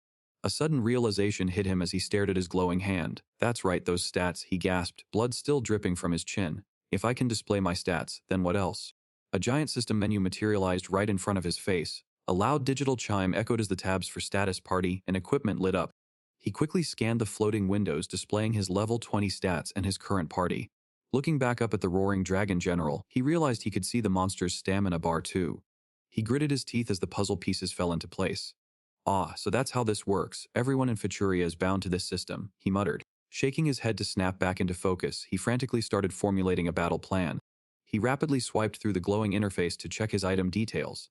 "So the Cyclops sword will break in the next use, but Lamia's staff is a lot more durable," he noted. He saw that Kocho's ring still had 2 magic charges left, and Chimera Ace's reins offered a special post-battle effect. He dragged and dropped his weapons around on the digital equipment screen. Staring at his finalized loadout, a confident smirk crept across his face. Memories flashed through his mind of the grueling training he endured with the monster generals. From the Cyclops crafting his perfect blade to the dragon pushing his physical limits, they had given him everything he needed to survive. With his loadout set, time resumed as the weight battle ended. Gripping his sword tight, our boy declared it was do or die time. A fiery explosion immediately engulfed the dragon general. He dodged the blast, his eyes tracking the shape of the flames. He leaped and dashed across the battlefield to close the distance. He landed a heavy strike on the beast, but the fragile Cyclops sword shattered into pieces. He noted the tiny amount of damage, but was just glad it was not zero. A system notification chimed as his tracking skill launched. A bright weak point suddenly flashed on the monster's neck. The dragon stared him down, figuring out the boy had deliberately aimed for its armored leg. It easily deduced that his skill revealed weak points after landing a successful hit. Gripping Lamia's staff, our MC stepped up to show the beast the true courage of a hero. The dragon just sneered back. It mocked his reckless plunge, already knowing where he was aiming. Dark lightning violently crackled around the towering monster as it charged up its next attack. Opening its jaws, it unleashed its lethal king dragon breath. Staring down the incoming blast, he locked onto his target. He thrust his staff forward and desperately cast his flame arrow spell to counter. The kickback of his own spell launched him straight through the dragon's breath attack. He screamed as he rocketed across the battlefield like a human missile. The towering monster tried to pull back as it realized the crazy stunt. It roared out as our boy flew directly at its exposed neck. Battered and bruised, he refused to let up. He yelled out and swung his heavy staff like a baseball bat. Triggering his magic at point-blank range, he fired another shot. A fairy blast violently erupted right against the dragon's scales. The beast shrieked as the fire tore into its flesh, but as our MC fell away from the impact, he realized the strike was still not enough to finish the job. A memory flashed in his mind of Kokao warning him not to exceed the ring's magic limit. Apologizing to his friend under his breath, he decided to risk it all. He pushed the jewelry past its breaking point and screamed out one last attack. The metal ring shattered into pieces as a blinding flash of magic consumed the arena. The overcharged blast detonated right against the dragon's neck. The violent shockwave launched our boy backward through the air as the beast reeled from the impact. Shrinking down into a humanoid form, the battered general slowly approached as our MC struggled to stand. He openly praised the young hero for pulling off such an impossible victory. Catching his breath, Yua watched the monster finally collapse back into his true scaly form. Resigned to his fate, the beast closed his eyes and prepared to join his fallen goblin comrade in the afterlife. But our boy flashed a confident grin and pulled out a thick leather strap. He refused to let his brutal mentor die today. A system window popped up, detailing the rare golden reins he had looted after defeating the Chimera. Recognizing the legendary taming gear, the dragon realized exactly what his opponent was planning. Holding out the reins, Yuya made his final pitch. He asked the fallen general to team up and help him save Angelia. A booming laugh immediately echoed across the starry sky. The dragon smiled and accepted the offer without a second thought. Pledging his loyalty, the giant beast officially surrendered his life to the young hero. With the pact sealed, our boy casually pointed out his severed arm and asked for a quick heal. The fallen general firmly grasped the reins and promised to fix him right up. A blinding light erupted between them as the magical contract took hold. The beast's voice echoed through the glow to announce a major class change. He declared that his new master was now a legendary dragon hero. As the light faded, system notifications flooded his vision. He stared in shock at the armored gauntlet and ornate blade that had just materialized in his hands. Fully healed and armed to the teeth, he sprinted forward. He called out to his scaly partner, ready to rush back to the battlefield. Back in the present, Yua stood triumphantly in the pillared hall. He proudly explained that his fierce mentor was now directly infused into his gear. Angelia and Lucille stare at the weapon in shock. The princess recognizes the blade immediately, while the demon girl excitedly identifies it as the legendary dragon slayer. Yua stands tall in his new dark coat, holding the sword with quiet confidence. The monster girls scramble to tend to their wounded comrades in the background. They watch him nervously, unnerved by his sudden shift in aura. He turns to the princess with a warm smile and apologizes for the delay. He casually admits he finally understands how this world works. She watches him in silence just as a glowing butterfly flutters past her face. A giant magic circle bursts open in the air above them, unleashing a swarm of ethereal butterflies. Konami and Kochao step through the glowing portal. The blonde classmate sighs in annoyance, complaining about how hard it was to find the dungeon coordinates. Lucille smiles in relief and calls out to Konami while supporting the heavily injured Harpy Ace. Beside her, Lamia Ace cradles the battered Orc Ace and immediately recognizes Coco as the sage. Konami steps forward with sudden authority, telling the demon girl to leave the healing to her. Yua glances over his shoulder, blinking in confusion at his childhood friend's dramatic new outfit. Konami claps her hands together to channel a surge of dark energy. She confidently casts a dark resurrection spell to pull the fallen monsters back from the brink. The dark resurrection spell works its magic. Harpy Ace slowly flutters, her eyes open. The monster squad erupts into cheers as their feathered friend sits up. Yua quietly watches the wholesome reunion from the sidelines. Sword in hand, he steps past his makeshift party. He locks eyes with the blonde princess and calls her name. With zero chill, our boy throws up a thumbs up and casually praises her revealing magical armor. Angelia turns beet red, instantly short-circuiting over her hero's bold compliment. Lucille screams in disbelief at his terrible timing. Konami just pouts in annoyance while Cao flashes a knowing grin. The enemy generals instantly jump on the bandwagon. Lamia playfully offers up a striptease, while Harpy casually spills the lore about the ascetic slime trap. A heavily blushing Lucille frantically tries to shut the teasing down. Konami just flashes an awkward smile, admitting that their boy is way past saving. Kocho leans in with a sly smirk, casually pointing out that the hero is pretty much guaranteed a harem at this point. Lucille and Angelia just blush in embarrassed silence. Angelia smiles and shakes her head, teasing him for turning their intense struggle into a comedy show. Our boy just flashes a confident grin, joking that it's a hero's job to impress the princesses. He raises his heavy armored gauntlet and points his blade forward. With a cocky grin, he flat out promises to win the fight and save the day. Angelia closes her eyes with a gentle smile. She softly agrees, admitting that getting rescued is exactly what a princess does best. Yua readies his stance and gives the signal. The blonde royal beams with renewed energy and eagerly shouts her agreement. Side by side, the duo charges into the fray. Weapons drawn and spirits high, they dive headfirst into the final battle. Princess Angelia goes straight for the kill. She swings her blade and calls out a triple strike skill.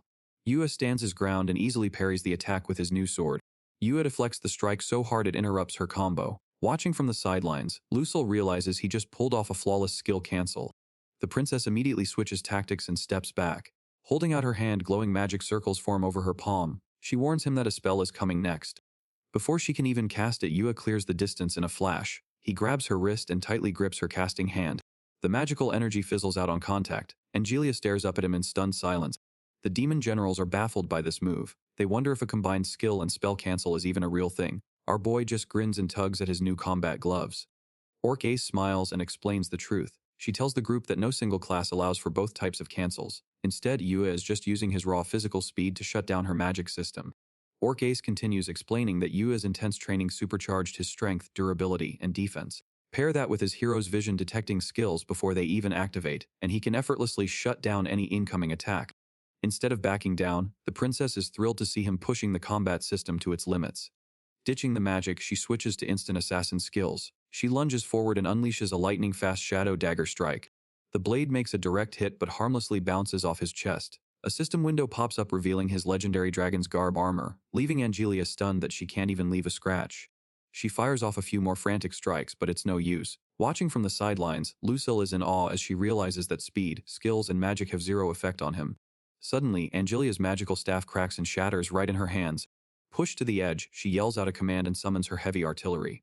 Dozens of modern military firearms materialize in the air, locking their sights right onto Yua. With a casual flick of his finger, Yua triggers a violent shockwave that sweeps the battlefield. The blast instantly obliterates her summoned weapons and erupts right in front of the princess. Angelia is thrown back by the blast while Yua emerges from the smoke untouched. He immediately closes the distance and crushes her magical armor bare-handed. Refusing to let it end, she spins around and yells for him to wait. She draws a heavy, ornate broadsword and prepares her ultimate attack. Gripping the hilt tight, she warns him that this exact skill once crushed the great hero in the past. With a fierce battle cry, she lunges forward and unleashes a devastating royal slash. Unfazed, Yua charges straight ahead to meet her blade. Yuya effortlessly evades the heavy strike, leaping right past her in a blur of speed. Her weapon slips from her hands and clatters to the ground. Watching him move, her hostile demeanor melts into a soft smile as she admits she never stood a chance. Stepping close, the princess finally drops her guard. She looks up into his eyes and confesses that the pain of losing him in her past life is what gave her the strength to find him again. Closing her eyes, she smiles peacefully as memories of their chaotic time together flood her mind. From forming a makeshift adventuring party to their awkward dates, she cherishes every single moment they shared. Accepting her defeat, she offers a gentle smile. She confesses that even though she failed to secure him for her homeland, living her life as a woman named Angelia has been genuinely satisfying. Her strength finally gives out. She drops heavily to her knees as the physical toll of the brutal battle sets in. She staggers forward, but before she can hit the ground, Yua steps in and catches her. Cradled in his arms, she looks up into his eyes and softly calls him her great hero. Tears well up in her eyes as she manages a weak, peaceful smile. Accepting her failure, she quietly asks if he will still refuse to save her homeland. Yua just smiles back and asks why she thinks he trained so hard. Utterly confused, the princess assumes it was just to survive her constant assassination attempts. He playfully shakes his head. He explains that if survival was his only goal, he would have just stayed hidden behind his elite monster bodyguards. Looking her dead in the eye, our boy reveals his true motivation. He admits he has no idea how strong the past heroes were, but he wanted to level up his own power just so he could help her. Angelia wipes her eyes in total confusion. Offering a warm smile, our boy clarifies that his ultimate goal is to save her nation without having to sacrifice his own life. Stepping into the conversation, Lucille proudly notes that her father wouldn't go down without a fight anyway. Yua quickly backpedals, frantically reassuring her that he has zero intention of trying to kill the Demon King. Clenching his fist with bright-eyed resolve, our MC declares his ultimate plan. Embracing his role as a hero, he vows to just find a way to save both humanity and the monsters at the same time. Hearing his ridiculous but earnest vow, the princess clutches her chest. A soft, genuine smile graces her face as she realizes she should have just asked for his help from the very beginning. Yua turns the question back on her, asking what she actually wants him to do. Dropping her formal royal persona, the princess reaches out and softly calls him by his real name. Gripping his sleeve, she looks up with pleading eyes and desperately begs him to save her and her homeland. Without a second thought, Yua firmly grabs her hand to seal the promise. Flashing a confident grin, our boy casually declares that saving princesses is just part of the hero job description. The sheer absurdity of his cliché line breaks Angelia's tension, sending her into a loud, genuine fit of laughter. Angelia wipes away a happy tear, charmed by his cheesy line. She admits they've been fighting a brutal war this whole time just because things are never that simple. Standing nearby, Lucille offers a quiet, supportive smile. The princess gives a soft nod, accepting that it's the hero's job to keep his eyes fixed on the future while his allies back him up. With a renewed spark, she smiles and declares that she finally understands why they were brought to this world. Sealing their new alliance, Yua pulls her into a warm embrace. Dropping her royal guard completely, Angelia closes her eyes and leans into his hold. Watching the hostility fade from a few steps away, Lucille and Kanami both let out a heavy breath of relief. The tender moment is interrupted when Angelia's phone suddenly rings. As she checks the screen, the summoned magical gear around them begins to glitch and fade into thin air. She casually answers the call from her military arms dealer. Elsewhere on the battlefield, Lamier stands before a floating magic seal to relay an urgent update. Speaking directly into the circle, the demon general formally reports to Lucille that the massive clash against the human army has finally ceased. Through the magical projection, Lamia double-checks the casualty count. With a soft smile, Lucille confirms that both the human and monster forces survived the clash unharmed. Turning back to the group, the demon princess cheerfully prepares to go out and announce their hard-won victory. But before she can finish her sentence, Angelia freezes in place with her phone pressed to her ear. Her face draining of color, the princess screams for everyone to run. Without warning, her floating arsenal of magical weapons begins to pulse with blinding, unstable light. A deafening shockwave tears through the area as the weapons violently detonate. As the smoke clears, a bright pillar of energy erupts into the night sky. Staring up at the glowing anomaly, a bewildered Angelia admits she has no idea what is happening. Looking up at her own rogue weapons, she realizes her grim time limit has finally expired. She solemnly reveals that the ultimate failsafe has activated to kill her and drag Yua down with her. Hovering high above the battlefield, a towering mechanical entity manifests in a shower of light. Surrounded by floating data screens, the new enemy reveals itself as the physical embodiment of the Fetulian system. Staring up at the towering anomaly, Yua can barely process what he is looking at. He whispers in disbelief as the reality of their new enemy finally clicks. Down on the ground, the rest of the monster generals are just as confused. The Minotaur and Slime stare blankly at the floating machine, having zero idea what they are looking at. Adjusting his monocle, Skeleton Ace quickly connects the dots. He realizes the very fabric of their world has turned against them, while Konami flinches behind a wall of rattling bone shields. The rest of the elite squad braces for impact. They quickly realize that fighting this mechanical god is basically like taking on their entire homeworld all at once. High above, the mechanical entity shifts forms as floating data screens spawn in the air. The system forcefully overrides its own rules and enters a hostile debug mode. Angelia breaks down the grim reality of their situation to Lucille. She reveals that only the Royal Jewel holds the admin rights to actually alter the programming of the world. The system has one single goal, to force the hero into reincarnation. Angelia grits her teeth, furious that the rogue program is perfectly fine with destroying the entire Earth just to get its way. Lucille panics and asks the hero what they should do. Yua just flashes a confident smirk. Nice to have a super easy to understand last boss. He stares dead ahead with a fearless grin. Come on, let's all defeat that guy and make this a happy ending. With the giant mechanical god looming in the stars above, the makeshift adventuring party forms up for one final push. Yua draws his blade and rallies the squad. Let's go, this is the real last battle. Our boy Yua doesn't waste a single second. He charges straight ahead with his sword drawn, ready to take down the mechanical god. Angelia jumps right in with a heavy staff strike that blasts the system right in the face. As the battle kicks off, she reveals that their world was once ruled by two ancient civilizations known as Mu and Atlantis. Swinging her glowing blade with a fierce shout, she explains that the kingdom of Mu pushed the absolute limits of human power. Lucille follows up with a heavy lightning-fueled strike of her own. The princess adds that Atlantis took a completely different route, evolving into monsters to surpass humanity. The giant machine takes the hits, but the lore drop continues. Angelia states that the two sides were totally incompatible, leading to a brutal all-out war. The system tries to counterattack, but Angelia steps up to shield the entire squad. The clash triggers a blinding explosion as she reveals that the ancient war ultimately blew both kingdoms into a totally different world. Standing safe inside her magic barrier, the princess drops the final truth bomb. That new world they were blasted into turned out to be Futuria. But Yua's party isn't fighting alone. The monster generals crash the battlefield, diving straight at the mechanical god. The squad launches a coordinated assault, looking to crack the machine's armor from every angle.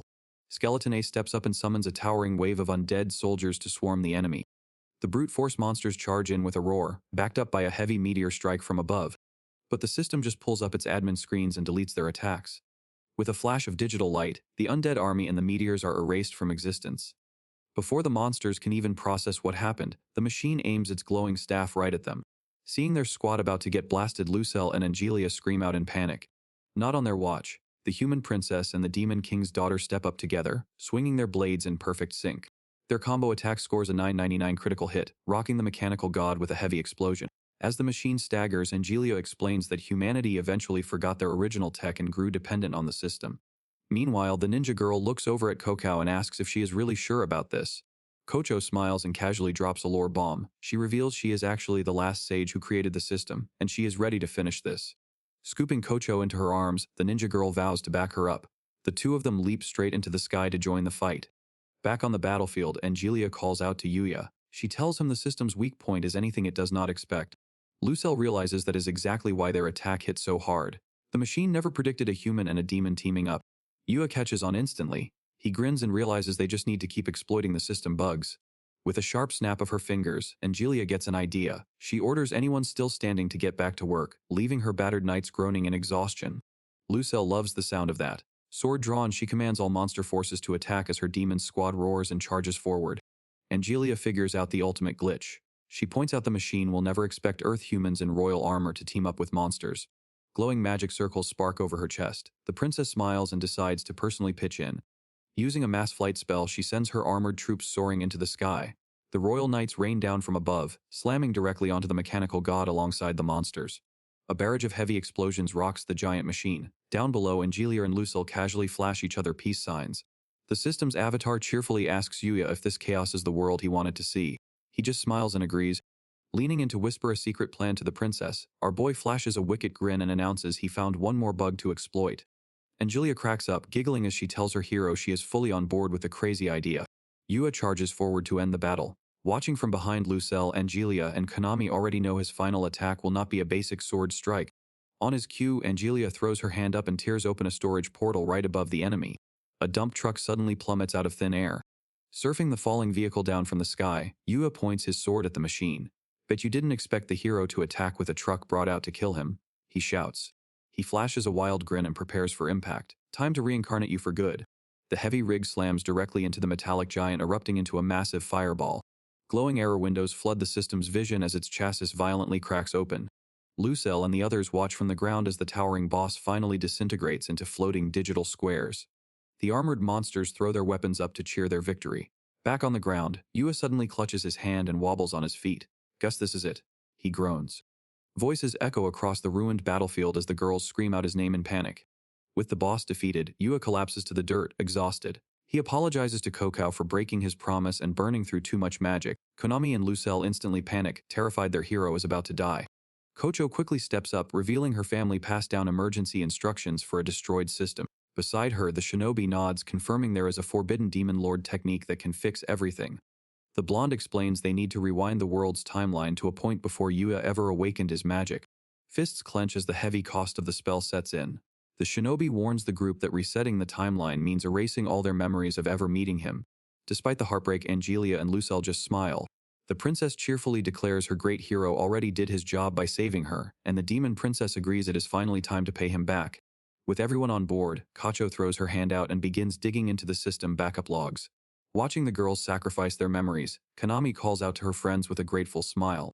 Floating screens of digital code and glowing coordinates instantly pop into the air around them. A gloved hand taps away at a glowing screen of coordinates. Angelia and the shinobi give a firm nod as the final command is prepped. The princess throws her hands out with a wide grin. "Access code Sage," she shouts, executing a system recovery as a blinding flash swallows the scene. The next morning, the sun shines over Yua's house. Inside, our boy stretches out a heavy yawn, chuckling about a wild dream he just had. A knock hits his bedroom door while he gets ready. He smiles to himself, remembering a fun fantasy where he was a hero adventuring with a bunch of crazy girls. Konami peeks into his room, cheerfully letting him know breakfast is ready. He grabs his tie and promises to be right down. A thick fantasy novel sits closed on a nearby desk. A final system window pops up reading, "Goodbye, I'm being reincarnated end." Before he can leave, a glowing ring of crackling energy sparks to life right on his wall. Yuya freezes in his tracks, staring at the portal in shock. A girl with dark twin tails and elf ears steps out of the portal, cheerfully announcing her teleport magic is complete. Our boy just stares at her, completely lost. Before he can process what is happening, she tackles him into a tight hug. She looks up with a bright smile and excitedly calls him her big bro. A system window pops up revealing her name as Yumi Kamagasaki, a 15-year-old hero. She happily explains that she traveled here to protect him from their father, the fallen hero known as the Dark Knight. Right on cue, a towering armored monster crashes into the room, ominously declaring that his son must die so they can destroy the fantasy world together. Yuya points out that his dad died when he was just a kid. A sudden flash of memory hits our MC as the monster asks if he forgot exactly how it happened. Yumi cheerfully chimes in, explaining that their dad got hit by a truck and reincarnated into the other world. She drops the bombshell that he married an elven princess, which is exactly how she was born. Suddenly, the bedroom window violently shatters inward. Angelia and Lucille leap through the glass, ready for battle and refusing to let him get killed. Yua stares at the girls in shock, realizing his wild adventure wasn't just a dream. The bedroom wall explodes into rubble as Konami, Kokao, and Shiyuki make their own dramatic entrance to back him up. Outnumbered and surrounded, the armored Dark Knight starts sweating. Cracking his knuckles with a confident smirk, Yua steps up to face his monstrous dad. Our boy throws a confident fist forward. With a sharp grin, he looks right at his monstrous dad and declares he has already said goodbye to being reincarnated. A wide shot of the peaceful city below fades in as Yua reflects on his crazy new life. He admits he is getting way too used to people trying to kill him, but swears he will never die just to be someone else's pawn. A final system window pops up on screen, officially closing out his reincarnation journey. Watching the madness from the sidelines, Chiyuki and Coco comment on his wild lack of fear. The two girls agree that our MC has grown entirely numb to having a target on his back. That's it for today, guys! If you made it to the end, comment crazy bro so I know you're real ones. Don't forget to like and subscribe, it really helps the channel grow. Until then, keep on cooking.